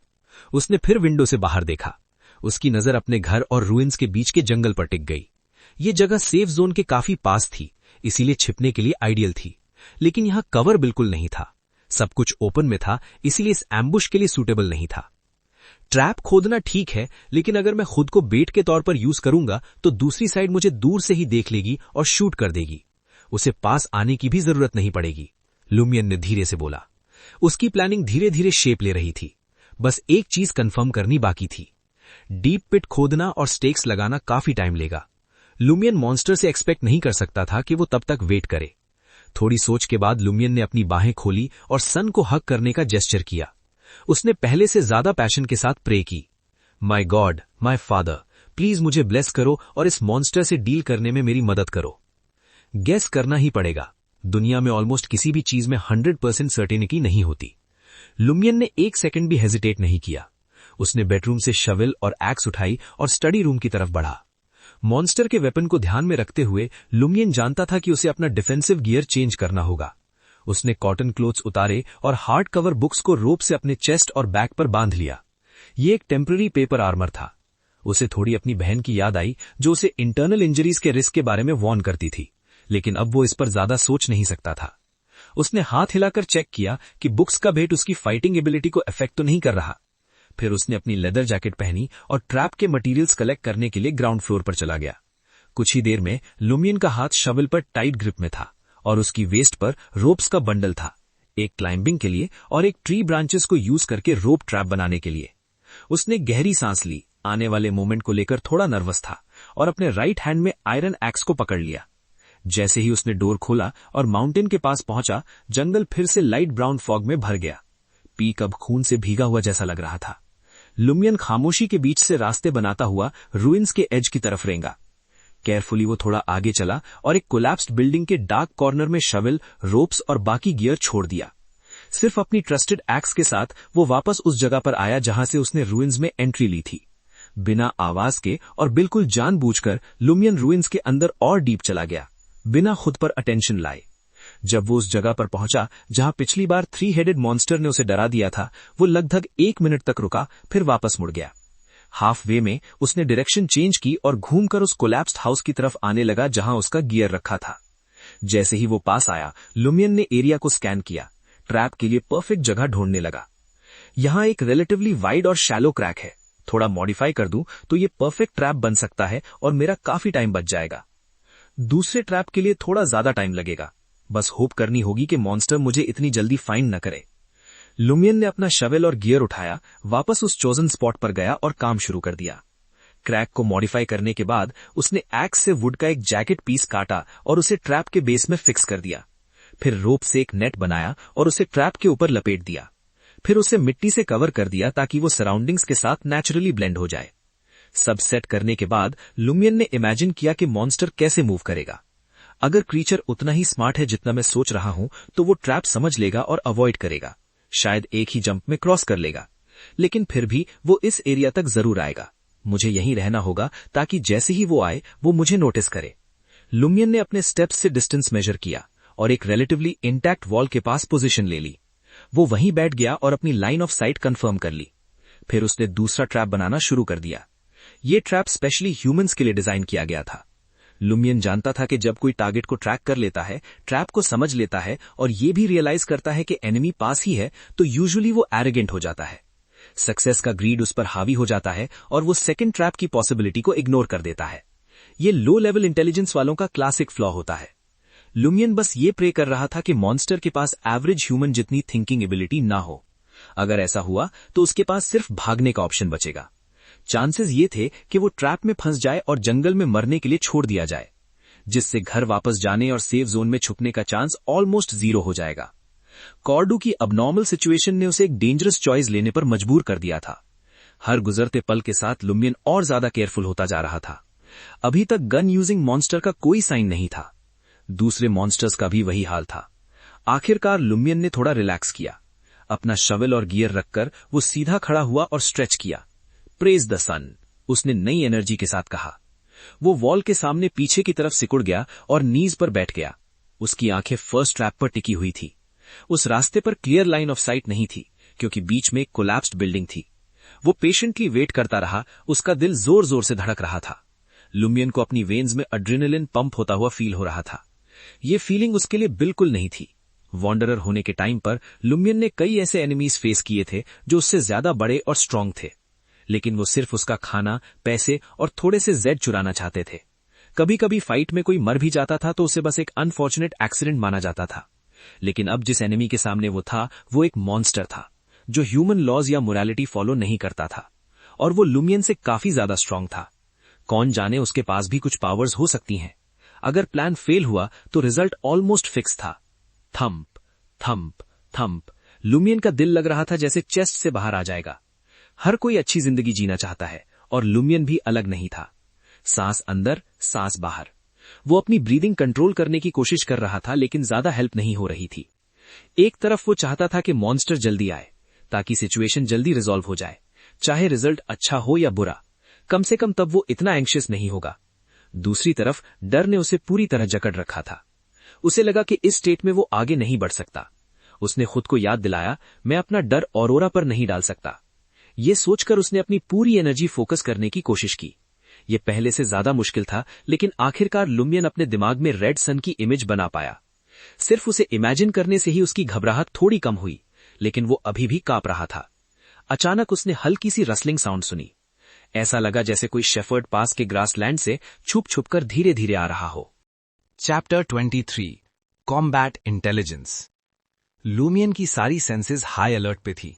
वो अब पहले जैसे डरा हुआ नहीं था, क्योंकि जो होना था वो फाइनली हो रहा था। उसका बॉडी अभी भी थोड़ा कांप रहा था, लेकिन पहले से ज्यादा कंट्रोल महसूस हो रहा था और गिर जाने का चांस भी कम लग रहा था। मुझे 5 साल पहले मर जाना चाहिए था, और की वजह से ही मैं अभी तक जिंदा हूं। ये पिछले 5 साल एक फ्री लंच जैसे थे। फिर डरने वाली बात ही क्या है? लुमियन ने दांत पीस के अपने अंदर हिम्मत जोड़ते हुए मन ही मन बोला। एक पल में ही पहले से ही हल्की रोशनी और भी फीकी हो गई, जो पहले ट्रैप की सरफेस को थोड़ा सा रोशन कर रही थी। एक शैडोई फिगर सामने आई, जिसने आसमान से घने फॉग के बीच से आ रही रोशनी को ब्लॉक कर दिया। दूर से एक बड़ा जानवर जैसा शेप दिख रहा था, जिसकी लाल आंखें थीं और स्मूथ काले बाल थे। आदमी और जानवर का मिक्स, आधा इंसान आधा बीस्ट। उसकी पीठ पर गन बंधी हुई थी, जैसे वो हर सिचुएशन के लिए रेडी हो। जैसे ही उसने अपने सामने जमीन को देखा, उसके आगे के घुटने थोड़े मुड़ गए। अगले ही पल डार्क जैकेट और गंदी पैंट्स पहने वो बीस्ट अपनी गन संभालते हुए जंप कर गया। उसकी जंप इतनी ऊपर तक थी कि वो ट्रैप के ऊपर से सीधा सॉलिड टूटी फूटी जमीन पर आ गिरा। उसने अपना स्मूथ काले बालों वाला सिर घुमाया और एक हल्की सी मूवमेंट देखी। फिर मॉन्स्टर की नजर लुमियन पर पड़ी। लुमियन का चेहरा पैनिक से भरा हुआ था और वो एक वॉल के पीछे छुपने की कोशिश कर रहा था। धीमी सी ग्राउल के साथ बीस्ट फिर से उछाला और सीधा अपने टारगेट पर झपट पड़ा। वो लुमियन से थोड़ी दूर गिर गया, जिससे लुमियन को तुरंत मुड़ने और खुद को संभालने का टाइम मिल गया, वरना एक डेडली हिट लग सकता था। लुमियन ने वॉल के साथ साथ अपना रास्ता टटोला और नजरों से गायब हो गया।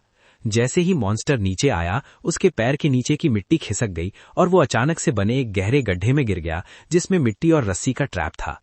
गड़तम! किसी भारी चीज के गिरने की आवाज अबैंडन्ड बिल्डिंग में गूंज उठी, साथ ही चूहे जैसी एक चीख भी। लुमियन, जो वॉल के पीछे छुपा हुआ था, ये सीन देखकर अपने अंदर उठ रही एक्साइटमेंट को रोक नहीं पाया। फर्स्ट स्टेप कंप्लीट हो चुका था। जैसे ही उसका ज्यादा डर खत्म हो गया, उसने पिचफोर्क को पकड़ा और ट्रैप की तरफ भागा। स्किनलेस मॉन्स्टर की जिद और टफनेस ने लुमियन के दिमाग पर गहरा असर छोड़ा था। ऊपर से उस मॉन्स्टर के पास गन भी थी, इसलिए लुमियन ने खुद को गहरे होल के बिल्कुल ऊपर दिखाने से बचाया। इसके बदले उसने दूर से पिचफोर्क एम की और उसे गड्ढे के अंदर डाला, लेकिन अचानक ही पिचफोर्क गिरकर रुक गई। तुरंत ही एक जबरदस्त फोर्स पिचफोर्क के थ्रू महसूस हुई, जो लुमियन को खींचकर बीस्ट के साथ ट्रैप के अंदर ले जा रही थी।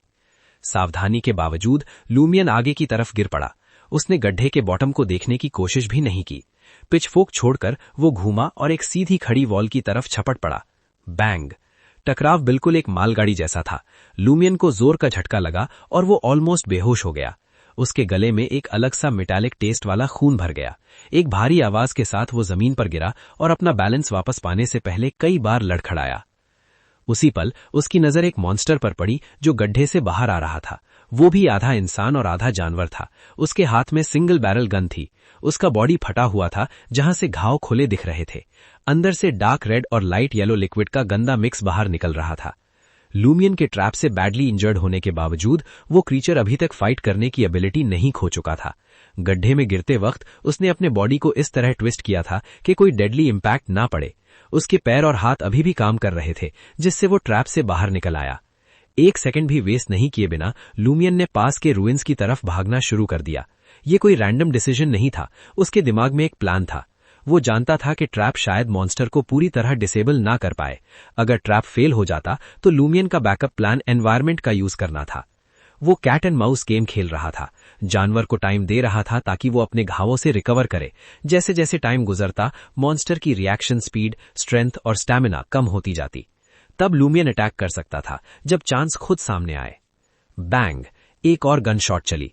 मिट्टी उड़ने की आवाज आई। जहां थोड़ी देर पहले लूमियन खड़ा था, वहां बुलेट्स लग रही थी। वो तुरंत आधी गिरी हुई वॉल के पीछे छुप गया और क्रॉल करते हुए रुइंस के दूसरे साइड निकल गया। अचानक उसने हवा को काटती हुई आवाज सुनी। मॉन्स्टर जंप कर चुका था। लूमियन तेजी से घूमा और आधी गिरी हुई वॉल के पीछे एक गैप से वापस क्रॉल कर गया। उसने गिरती बिल्डिंग्स के स्पेशल कंडीशन का पूरा फायदा उठाया। कभी छुपना, कभी चक्कर लगाना, बिना डायरेक्ट फाइट में घुसे मॉन्स्टर के अटैक से बचना। हाइड एंड सीक लूमियन की स्पेशलिटी थी। बचपन की शरारतों से ये स्किल और भी शार्प हो गई थी जब वो मार खाने से बचने के लिए इसका यूज करता था। जैसे जैसे ये कैट एंड माउस गेम चलता रहा, लूमियन को महसूस हुआ कि वो धीरे धीरे हाँफ रहा है। दूसरी तरफ मॉन्स्टर की running speed, jump height, strength और स्टैमिना क्लियरली वीक हो चुकी थी। बस थोड़ा और, मैं इसे अभी नहीं हरा सकता। लूमियन अपनी पुरानी पोजीशन पर वापस गया और आधी गिरी हुई वॉल के सामने झुक गया, अपने तुरंत काउंटर अटैक करने के अर्ज को कंट्रोल करते हुए। बैंग! अचानक उसकी पीठ पर जोर का झटका लगा और वो आगे की तरफ उड़ गया। आधी गिरी हुई वॉल और उसके पीछे की चट्टानें टुकड़ों में टूटकर हर तरफ गिरने लगी। मॉन्स्टर ने उसे डायरेक्टली चेज नहीं किया, बल्कि रास्ते की रुकावट को तोड़ दिया। पहले से ही कमजोर वॉल ये प्रेशर झेल नहीं पाई और पूरी तरह गिर गई। मॉन्स्टर के घाव से लाल खून बह रहा था और जमीन पर जम रहा था। लूमियन की रिएक्शन फास्ट थी। वो तुरंत डैमेज जोन से रोल करके रबल के पीछे छुप गया। बैंग! गन ब्लास्ट बस बाल बाज के साथ मिस हुआ। वॉल से टकराकर मॉन्स्टर को दोबारा अपना बैलेंस बनाना पड़ा। उसने अपनी कमर पर बंधे क्लॉथ बैग को चेक किया, लेकिन वो खाली था। ग्राउल करते हुए उसने गन एक साइड फेंक दी और लूमियन पर झपट पड़ा। तब तक लूमियन ऑलरेडी एक नए हाइडिंग स्पॉट में मूव कर चुका था। वो जानता था ये गेम हमेशा नहीं चल सकता। अगर मॉन्स्टर ज्यादा देर तक वेट करता तो भाग भी सकता था और शोर दूसरे मॉन्स्टर्स को बुला सकता था। चक्कर लगाते लगाते लूमियन ने देखा कि मॉन्स्टर और स्लो हो रहा है। यही मौका है। तुरंत डिसीजन लेते हुए लूमियन ने एक गिरी हुई बिल्डिंग की तरफ भागने का नाटक किया।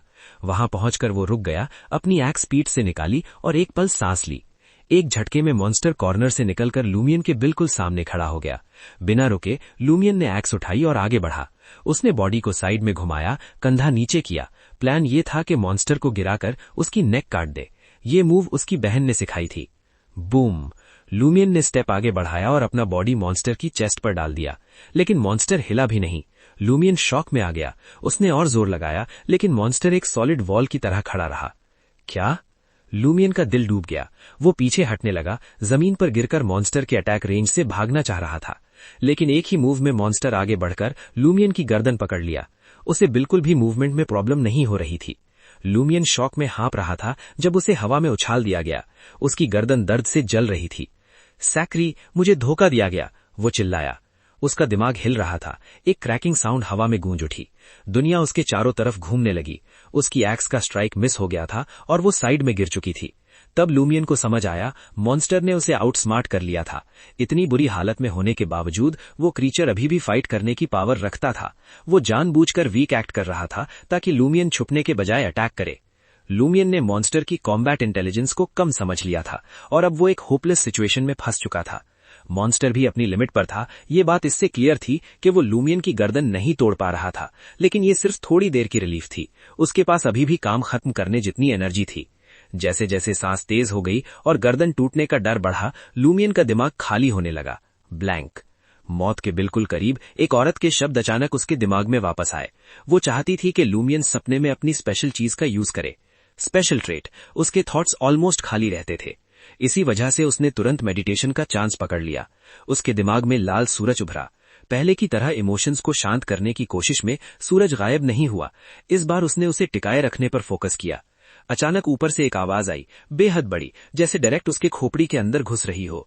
दर्द इतना ज्यादा था कि लूमियन को लगा उसका दिल सीने से फट जाएगा। वो मॉन्स्टर की पकड़ और सांस लेने की मुश्किल सब भूल गया। फिर एक भयानक आवाज के साथ वो जमीन पर गिर पड़ा। मेडिटेशन के साथ आने वाली अजीब आवाज गायब हो गई, लेकिन दर्द अभी भी अनबेरेबल था। वो अपना हाल देखने के लायक भी नहीं था। पता नहीं कितनी देर बाद मौत का एहसास थोड़ा कम हुआ। लूमियन ने अपनी गर्दन चेक भी नहीं की। उसने बस हाथ जमीन पर रखे और सिर उठाया। मॉन्स्टर पास ही बैठा था, आधा इंसान आधा जानवर, सिर झुका हुआ, बाहें आगे फैली। उसके घाव से अभी भी खून और पीला लिक्विड बह रहा था और उसका बॉडी अनकंट्रोलेबली कांप रहा था। इसके साथ क्या हो गया? क्या ये मेरी डिस्प्लेड यूनिकनेस से डर गया? लूमियन ने अपनी गिरी हुई एक्स उठाई और मॉन्स्टर की तरफ एक कदम बढ़ाया। बिना रुके उसने दोनों हाथों से एक्स पकड़ी और जानवर के गर्दन के पीछे घुमा दी। एक्स गहरे घुस गई, मसल्स के अंदर, और हड्डी पर अटक गई। लूमियन ने पूरी ताकत लगाकर एक्स निकाली और फिर एक के बाद एक स्ट्राइक की। 1, 2, 3। आखिरकार एक भयानक स्प्लैश के साथ मॉन्स्टर का सिर बॉडी से अलग हो गया और साइड में रोल कर गया। बॉडी एक पल के लिए खड़ी रही, जैसे जिंदगी से चिपकी हुई हो। कोई रेजिस्टेंस नहीं, बस कांपना। और फिर अचानक एक झटके के साथ लूमियन का बॉडी ढीला पड़ गया। उसके हाथों की पकड़ छूट गई और खून से भीगी एक्स एक डरावनी आवाज के साथ नीचे गिर पड़ी। हफ हफ हफ। आखिरकार लूमियन अपनी सांस संभाल पाया। Chapter 24 the gain. लूमियन के पास ज्यादा देर रिलैक्स करने का मौका नहीं था। दूसरे मॉन्स्टर्स के आ जाने के डर ने उसे हमेशा आगे बढ़ने पर मजबूर किया। एक पल के लिए सांस लेने के लिए रुकते ही उसने अपनी गर्दन और पीठ के दर्द को सहकर धीरे धीरे मॉन्स्टर की लाश के पास पहुंच गया। उसने अपनी एक्स को दाएं हाथ में टाइट पकड़ा था ताकि अगर क्रीचर पूरी तरह मरा ना हो तो वो तुरंत दोबारा स्ट्राइक कर सके। अपने बाएं हाथ से लाश को कॉशियसली तलाशते हुए उसे 3 कॉपर कॉइन्स मिले, जिन्हें लिक्स कहा जाता था, और एक खाली क्लॉथ बैग। यही बात है, लूमियन ने अपने आप से बड़बड़ाया, थोड़ी सी निराश, क्योंकि उसे कोई सुपर पावर से जुड़ी चीज नहीं मिली। अगर ये ना होता तो क्या वो अपनी जान खतरे में डालकर इस मॉन्स्टर से लड़ता? अगर मैं सपने में स्पेशल ना होता तो ये क्रीचर सिर्फ मेरा खाना होता। वो खुद को उठा के गन वाले मॉन्स्टर के सर की तरफ देखा, जो साइड में गिर गया था। शायद प्रार्थना कर रहा हो कि वो जो ढूंढ रहा है वहां हो। तभी मॉन्स्टर के शरीर से एक गहरा लाल ग्लो भर आया। ये लाइट बिल्कुल फायरफ्लाई जैसी धीरे धीरे एक ही जगह एकत्रित हो रही थी। लूमियन हैरान रह गया, लेकिन उसके अंदर खुशी की एक हल्की लहर छू गई। ये इंसिडेंट सुपर पावर से जुड़ा हुआ लग रहा था। जल्दी से मॉन्स्टर की चेस्ट पर एक स्टिकी डीप रेड सब्सटेंस जमा हो गया। कोई और लाइट स्पॉट नहीं था। लूमियन धीरे से झुका और एक ड्रॉप को हाथ से पकड़ लिया। ये इतना स्लिपरी था कि 2 बार उसके हाथ से गिर गया, लेकिन आखिरकार वो इसे अपने पास रखने में सक्सेसफुल हुआ। ये सब्सटेंस सरप्राइजिंगली लाइट था, लेकिन उसमें एक डेफिनेट टेक्सचर और इलास्टिसिटी थी। सरफेस बिल्कुल ग्लास जैसे स्मूथ लग रहा था। ये क्या? लूमियन ने अपने आप से बड़बड़ाया। अभी एक बार फिर उसे रियलाइज हुआ कि मिस्ट्रीज के मामले में वो कंप्लीटली अनएजुकेटेड था। धीरे धीरे लूमियन को ये strange deep red blood like substance का असली नेचर समझ में आने लगा। उसका इंपेशेंस बढ़ गया और एक इनडिस्क्राइबेबल रेज उसके अंदर छाने लगा। एक पल के लिए वो अपनी एक्स उठाकर उसे स्ट्राइक करने के अलावा और कुछ नहीं चाह रहा था, लेकिन ऑरर की वार्निंग्स उसके दिमाग में गूंज उठी, सुपर पावर्स के पीछे के डेंजर्स के बारे में। लूमियन ने तुरंत अपने इंपल्सेस पर कंट्रोल कर लिया। उसने डिसिप्लिन तरीके से अपनी अलर्टनेस मेंटेन की और किसी भी गलती से बचा। गहरा लाल ड्रॉप को उसने उस क्लॉथ बैग में डाल दिया जो मॉन्स्टर पर मिला था। जैसे ही कांटेक्ट ब्रेक हुआ, उसे अपने ऊपर एक शांति की लहर महसूस हुई, जैसे डेथ मैच का थ्रिल धीरे धीरे डिसिपेट हो रहा हो। उसका बॉडी अभी भी थोड़ा कांप रहा था, लेकिन कंट्रोल में आ गया। जैसे एक्सपेक्टेड था, लूमियन होश में लौटा और क्वाइटली फुसफुसाया। उसने बैग को टाइटली बंद कर बेल्ट के बकल में अटैच किया। एक मोमेंट के बाद उसने बैग को इनर पॉकेट में सेफली शिफ्ट किया, जिससे उसका लॉस का चांस मिनिमम हो गया। जैसे ही लूमियन के क्लॉथ्स के बटन खुले, उसके पीठ पर चिपकी एक बुक गिर पड़ी। ये खुद डैमेज से भरी हुई थी, पूरी टॉर्न अप और अपने पुराने स्टेट से काफी दूर। लूमियन ने इसे पहचाना। ये हाई एजुकेशन प्रैक्टिस बुक थी जो उसकी सिस्टर ऑरर ने उसके लिए प्रिपेयर की थी।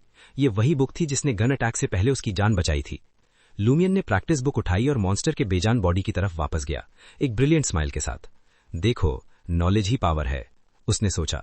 बुक को मॉन्स्टर के सर पर फेंकने का प्लान था, लेकिन फिर उसे ऑरर के काउंटलेस आवर्स याद आए जो इस बुक को लिखने में लगे थे, और वो हेजिटेट कर गया। उसने बुक को बेल्ट में बंधा, मॉन्स्टर को ट्रैप में खींचा और अंदर फेंक गया। एक लास्ट किक मॉन्स्टर के सर पर और वॉर जोन क्लियर हो गया। लूमियन ने अपनी एम्प्टी गन, पिचफोर्क और स्पेड कलेक्ट किया और धीरे धीरे फॉरेस्ट की तरफ रिट्रीट किया। वो अपने शोल्डर की तरफ बार बार देखता रहा, हमेशा अलर्ट। आखिरकार वो घर पहुंचा, स्टेयर्स चढ़ा और अपने बेडरूम में एंटर किया। वहीं उसे असली रेस्ट मिला। उसका बॉडी अभी भी पेन में था, नेक, बैक और ओवरऑल एक्सट्रीम फटीग, लेकिन फाइनली रिलीफ मिला। वो बेड पर गिरा, थोड़ा एडजस्ट हुआ, पर अभी सो नहीं रहा था। पहले डैमेज असेसमेंट करना जरूरी था। लूमियन ने अपने कपड़े उतारे और फुल लेंथ मिरर के सामने खुद को देखा। उसकी गर्दन सोलन थी, 5 bloody finger marks blue black hue में बदल गए थे। पीठ पर इंजरीज और बॉडी में काउंटलेस क्रैचेस और वुंड्स। इवन कुछ इंटरनल इंजरीज हैं, जैसे ऑरर ने वॉर्न किया था। अगली बार आने पर मैं कितना रिकवर करूंगा। वो सिर्फ बैटल के रिफ्लेक्शन में था। ये फेलियर था, लेकिन कंप्लीट फेलियर नहीं। First part of the fight में उसने अपने आप को सैक्रिफाइस किया मॉन्स्टर को ट्रैप में लीड करने के लिए, और अपनी ओरिजिनल टी प्लान फॉलो किया, एक perfect cat and mouse game. Monster को तब तक पुश किया जब तक वो सरेंडर करने के कगार पर नहीं था, लेकिन एक्सपीरियंस की कमी ने उसके डाउनफॉल में कंट्रीब्यूट किया। हैवी रॉक्स थ्रो करने के बजाय उसने मॉन्स्टर को पिट में पिच फोर्क से स्ट्राइक किया। Second part of the battle में वो ओवर कॉन्फिडेंट था और मॉन्स्टर की इंटेलिजेंस अंडर एस्टिमेट की। ये उसके ऑलमोस्ट डेथ का रीजन बना। शुक्र है पहले की सक्सेस ने मॉन्स्टर को लिमिट तक पुश किया और उसने उसे तुरंत किल नहीं किया। इससे लूमियन को अपना फोकस रिगेन करने और अपने स्पेशल ट्रेट का यूज करने का चांस मिला। पहले वो नहीं सोचता था कि ये ट्रेट इतना पावरफुल होगा। ये ट्रेट मॉन्स्टर को अनकंट्रोलेबल फियर में डाल गया, और अटैक होने के बावजूद वो इतना अनयील्डिंग था। लूमियन को पहले डर था कि ट्रेट समन करना डेथ नियर स्टेट में सेंसिटिव बनाएगा, लेकिन ये ट्रेट सरप्राइजिंगली स्ट्रांग निकला। जैसे ही लूमियन एंटर किया, उसे रेवलेशन हुआ। रूइंस में मॉन्स्टर उसके घर से बच के गया था और सेफ जोन बनाया था। शायद वही मिस्टीरियस वॉइस का ओनर था जो ट्रेट समन करते वक्त सुना था। लूमियन थोड़ी देर हैवी ब्रीदिंग करता रहा। अनकॉन्शियस माइंड ने उससे घर के हर कॉर्नर में सर्च करने को बोला, लेकिन उसने तुरंत आइडिया डिसमिस कर दिया। ये प्रूफ कर दिया कि गन वील्डिंग मॉन्स्टर भी उसके सामने हेल्पलेस था। फिलहाल सब कुछ काम और क्वाइट था, और ये स्टेट मेंटेन करना बेस्ट था। उसने सेफ होम कंडीशन प्रिजर्व की और क्रिम्सन ब्लॉब को एक्सपोज नहीं किया। हर गुजरता दिन एक स्टेप था, और जैसे फ्यूचर डेंजर्स वो तब फेस करेगा जब टाइम आएगा।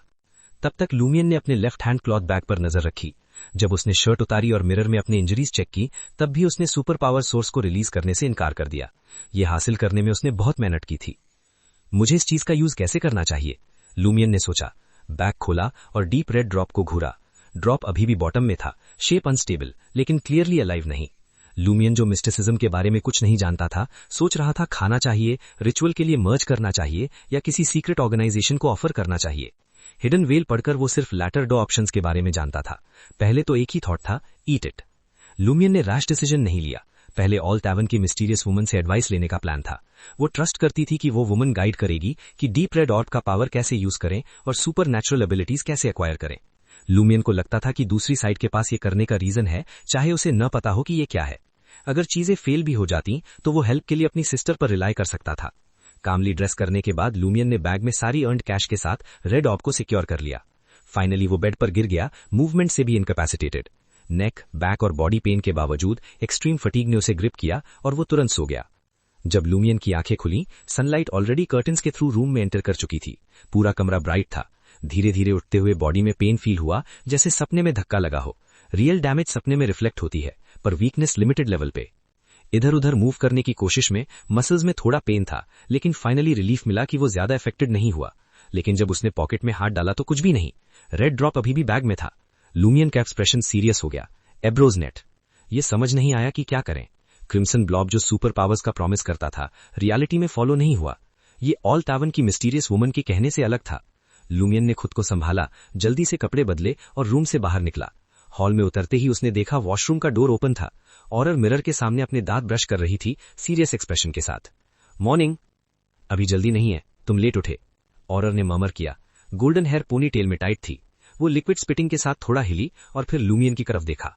कल रात क्या गलती हुई? वो आउल बाहर है, मैं कैसे बाहर जा सकता हूं? लूमियन ने कामली जवाब दिया। ये सच है, या टॉपिक चेंज करके बोला, 5 के बाद एडमिन को टेलीग्राम भेजना याद रखना। लूमियन ने सिर हिलाया। ये कॉर्डू से उनके एस्केप की थी और वो कभी नहीं भूलेगा। ब्रेकफास्ट के बाद लूमियन डायरेक्टली विलेज के स्क्वायर की तरफ गया, जहां एडमिन ऑफिस 2 स्टोरी बिल्डिंग में था। ऑफिस पहुंचकर लूमियन को पता चला कि एडमिन बीस्ट अभी तक नहीं आया, लेकिन बाकी स्टाफ ऑलरेडी काम शुरू कर चुका था।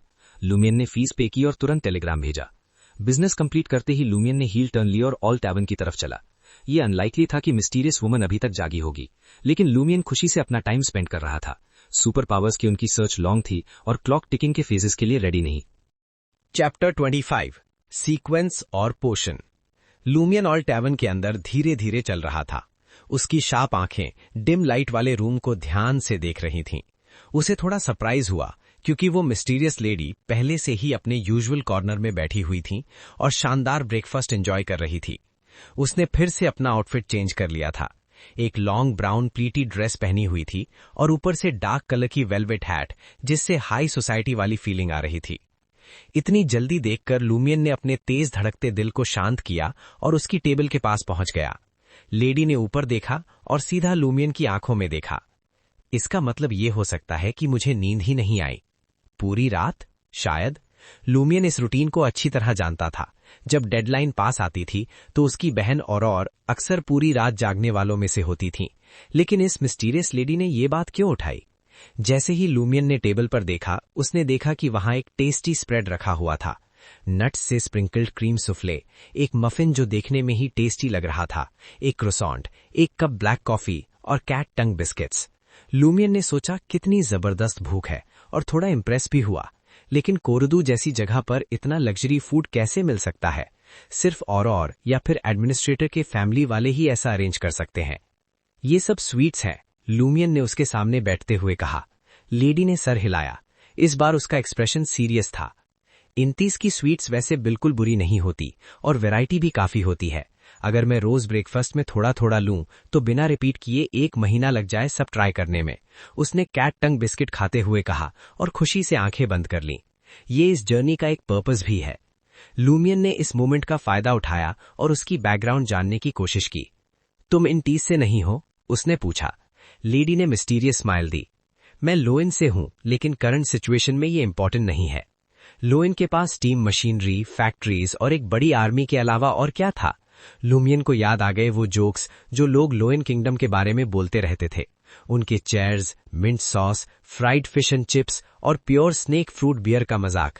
लेकिन उसने तुरंत अपने थॉट्स हटा दिए और प्रेजेंट काम पर फोकस किया। मैंने गन से मॉन्स्टर को मार दिया, लूमियन ने कहा। लेडी ने कॉफी का एक सिप लिया और हाँ में सर हिलाया। बुरा नहीं। लूमियन को उसकी आंखों में एक अजीब फीलिंग महसूस हुई। पिछली बातचीत से जो स्ट्रेंज फीलिंग आ रही थी वो अभी भी गायब नहीं हुई थी। उस लेडी में कुछ ऐसा था, दिखावा और छुपी हुई इमोशंस का मिक्स, जो उसे अट्रैक्ट कर रहा था, लेकिन वो समझ नहीं पा रहा था। फिर भी उसने हिम्मत करके बात आगे बढ़ाई। मुझे उस मॉन्स्टर से एक अनयूजुअल डार्क रेड कलर की चीज मिली है। उसे पहने रखने से मुझे इरिटेट और हॉस्टाइल फील होता है। मुझे लगता है इसमें सुपरनैचुरल पावर है, लेकिन ये मुझे रियलिटी तक नहीं लाई। लेडी ने फिर से मिस्टीरियस स्माइल दी। तुम इतनी बार अंदर बाहर जा चुके हो, क्या तुम्हें ये फील नहीं होता कि तुम अपनी फिजिकल कंडीशन के अलावा कुछ भी साथ नहीं ला सकते? लूमियन शॉक हो गया। पर तुमने तो कहा था कि सुपरनैचुरल चीजें बाहर नहीं ला सकते। वो थोड़ा पीछे हट गया। उसे लगा जैसे ये बात उसकी समझ से बाहर जा रही हो। उसके सपने से जुड़ी अनईजीनेस और विविड मेमोरीज अभी भी उसके दिमाग में थी। काफी सोचने के बाद उसने एक सवाल पूछा। तुम कह रही हो कि क्रिम्सन ब्लॉब के थ्रू सुपरनैचुरल पावर पाकर और खुद को बियॉन्डर में बदलने के बाद एक नॉर्मल इंसान से अलग स्टेट को रियलिटी में लाया जा सकता है? ये बिल्कुल बेकार आइडिया नहीं है, लेडी ने कैजुअली क्रीम सुफ्ले का टेस्ट लेते हुए जवाब दिया। पर फिर रिलेटेड पावर वीक नहीं हो जाएगी? लूमियन थोड़ा टेंस हो गया। ड्रीम में मुझे जो इंजरीज लगी थीं वो रियलिटी में काफी हल्की हैं, लेडी ने समझाया। बियॉन्डर कैरेक्टरिस्टिक्स से बनी हुई स्टेट्स चेंज नहीं होती, इसीलिए मैंने कहा था कि एक्स्ट्रा ऑर्डिनरी आइटम्स बाहर नहीं आते। बियॉन्डर कैरेक्टरिस्टिक्स, लूमियन ने इस वर्ड पर सोचा और अपनी बहन ने बियॉन्डर्स के बारे में जो बताया था उससे जोड़ने लगा। उसने अंदाजा लगाया कि ऐसी कैरेक्टरिस्टिक्स पाकर कोई भी बियॉन्डर बन सकता है। लेडी की बातों से उसे अपने स्ट्रेंज ड्रीम के नेचर का भी आइडिया मिल गया। ये रूइंस असली हैं या फिर कभी असली थे, लेकिन अब किसी पावरफुल बीइंग के ड्रीम में डूब चुके हैं और छोड़ दिए गए हैं। और मेरा होम ड्रीम मेरे सबकॉन्शियस का रिफ्लेक्शन है, वो जगह जहां मैं सबसे सेफ फील करता हूं। इसीलिए वो जंगल या रूइंस जैसा नहीं दिखता। ऐसा लगता है जैसे मैं और मॉन्स्टर 2 अलग अलग वर्ल्ड्स में हैं। मॉन्स्टर्स अंदर नहीं आ सकते, वो असली रूइंस में ही फंसे रहते हैं। मेरा होम ड्रीम रियलिटी और ड्रीम का मिक्स है और सिर्फ स्पेशल सिंबल्स वाले लोग ही बैरियर क्रॉस कर सकते हैं। ये सिंबल्स सिर्फ मेरे लिए काम करते हैं और मुझे रियलिटी में वापस भेजने से पहले मेरी बॉडी कंडीशन रिकॉर्ड कर लेते हैं। जब मैं जागूंगा तो चीजें जो सुपरनैचुरल नहीं होंगी वो गायब हो जाएंगी, लेकिन उनके असर रह जाएंगे। डेथ भी इसी तरह काम करेगी। इसका मतलब ड्रीम होम में कोई स्कैरी चीज मेरा इंतजार नहीं कर रही, लेकिन उन सिंबल्स का ओरिजिन और वो टेरिफाइंग वॉइस, ये दोनों किसी डार्क और डेंजरस चीज की तरफ इशारा करते हैं। लूमियन चुपचाप बैठा रहा और लेडी को आराम से ब्रेकफास्ट करते हुए देखता रहा। उस पर कोई टेंशन नहीं दिख रही थी। आखिरकार लूमियन ने खुद को संभाला और पूछा, क्या मैं पूछ सकता हूं कि उस डार्क रेड ड्रॉप को कैसे यूज करना चाहिए? क्या ये वही बियॉन्डर कैरेक्टरिस्टिक है जिसका तुमने जिक्र किया था? इस इंपॉर्टेंट मोमेंट में वो खुद को रोक नहीं पाया और उसे रिस्पेक्ट से एड्रेस किया। लेडी ने कॉफी कप रखा और उसे देखा। मैं तुम्हें एक पोशन फॉर्मूला दे सकती हूं, बस उसे फॉलो करना। ये जेनरस ऑफर लूमियन को थोड़ा अनईजी कर गया। तुम मेरी मदद क्यों कर रही हो? लेडी हंस पड़ी। अगर मैं कहूं कि ये सब फेट ने अरेंज किया है तो क्या तुम मुझ पर विश्वास करोगे? नहीं, लूमियन ने दिल में जवाब दिया। गांव की अबनॉर्मल सिचुएशन, आने वाले स्टॉर्म का प्रेशर और सुपर पावर की डिजायर, ये सब उसके इर्द गिर्द घूम रहा था और उसे दबा रहा था। उसने अपनी एंग्जाइटी कम की और धीमी आवाज में बोला, मैं विश्वास करता हूं। ऐसे चांसेस बार बार नहीं आते। लूमियन जानता था कि उसे अभी डिसीजन लेना होगा। लेडी की स्माइल और गहरी हो गई। उसने अपने ब्लैक विमेन्स पर्स से पोस्ट इट नोट्स का बंडल निकाला और एक सिल्वर फाउंटेन पेन निकालकर लिखना शुरू किया। आखिर में उसने ऊपर वाला नोट फाड़कर लूमियन को दे दिया। लूमियन ने जल्दी से नोट पढ़ा। हंटर पोशन फॉर्मूला। मेन इंग्रेडिएंट, एक Hunter बियॉन्डर characteristic. Supplementary materials, 80 ml red wine, एक रेड चेस्टनट का पाउडर या इससे रिलेटेड एसेंशियल ऑयल की 10 बूंदे, 5 ग्राम पॉपुलर ट्री लीफ पाउडर, 10 ग्राम बेसिल से रिप्लेस किया जा सकता है। यूज, सीधा पी लो। नोट को फोल्ड करके लूमियन ने अपने ब्राउन जैकेट में रख लिया। फिर क्यूरियोसिटी रोक नहीं पाया। हंटर का मतलब क्या है? हंटर, सुपरनैचुरल सेंस में, लेडी ने कॉफी का सिप लेते हुए कहा। तुम मिस्टिसिज्म के बारे में ज्यादा नहीं जानते, इसीलिए मैं सिंपल में बताती हूँ। दुनिया में 22 नॉर्मल पाथ्स होते हैं। उन तक पहुंचने के लिए तुम्हें रिलेटेड कैरेक्टरिस्टिक्स और उनसे बनी पोशन चाहिए होती है। हर पाथ में 10 सीक्वेंसेस होते हैं, 9 से लेकर 0 तक। नंबर जितना छोटा, लेवल उतना हाई और पावर उतनी स्ट्रांग। तुम्हारी जो कैरेक्टरिस्टिक है वो रेड प्रीस्ट पाथ से रिलेटेड है। इससे सिर्फ सीक्वेंस 9 हंटर पोशन बन सकती है। लूमियन ने ध्यान से सुना और पूछा, तो फिर मेरी बहन और का सीक्वेंस क्या है? वो हर्मिट पाथ की सीक्वेंस 7 वॉरियर है। लेडी ने कामली जवाब दिया। उसने ये नहीं बताया कि उसे ये कैसे पता। और पहले से ही सीक्वेंस 7 पर है। ये सच था। वो काफी सालों से सुपरनैचुरल पावर्स यूज कर रही थी। पोशन पीने के बाद लूमियन सिर्फ सीक्वेंस 9 पर होगा। वो अभी भी उससे काफी पीछे है। उसे बस यही उम्मीद थी कि फ्यूचर में कोरोदू से भागना पड़े तब वो बर्डन न बने। लूमियन ने फिर से पूछा, क्या मैं सीधा हाई लेवल बियॉन्डर पोशन पी सकता हूं या पहले सीक्वेंस 9 फिर बाद में सीक्वेंस 8 लेना होगा? थ्योरी के हिसाब से हाँ, लेकिन ज्यादातर लोग या तो मर जाते हैं या मॉन्स्टर बन जाते हैं।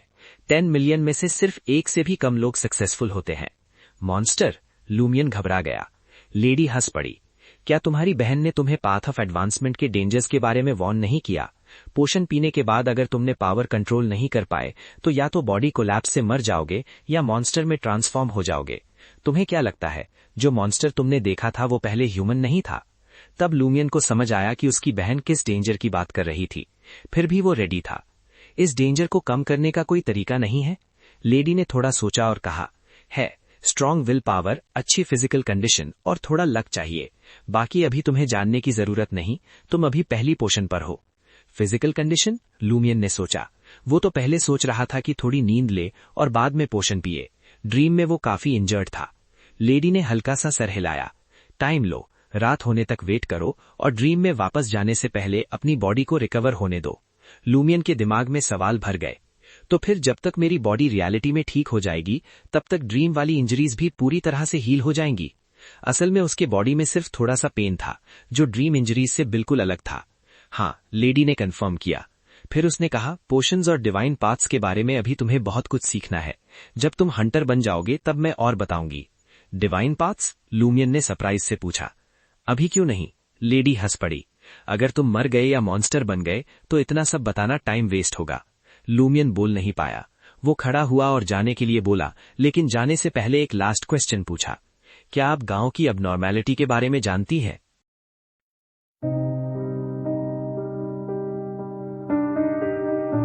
In the grey fog,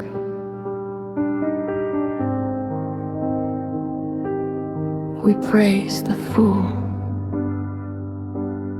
Praise the fool beneath the silent dome. Gray fog curls where gods lost their throne. Indisputable, he stands alone, a broken crown, a nameless god. The distant star cuts through the night, cold revelation burning alive. Praise the fool, the unseen flame, a savior born without a name. Through sacrifice, through loss and pain, human weave our food for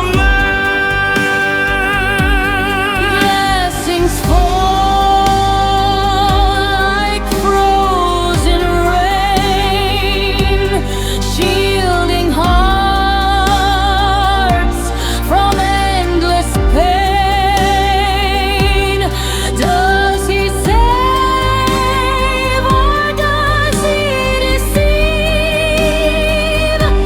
A God we doubt, yet still believe.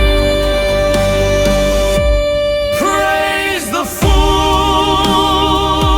The silent king. Farewell, my friends. Journeys carved in loss and time. Letters hold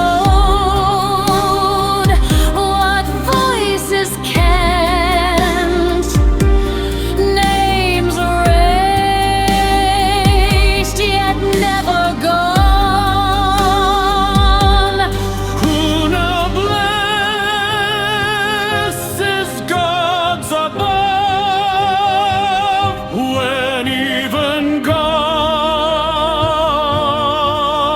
must stand. Praise the fool when hope runs thin. At the edge where dreams begin. Dream of home, a voice is true. Far beyond your sleep. We are waiting for you. Even the longest journey must come to an end.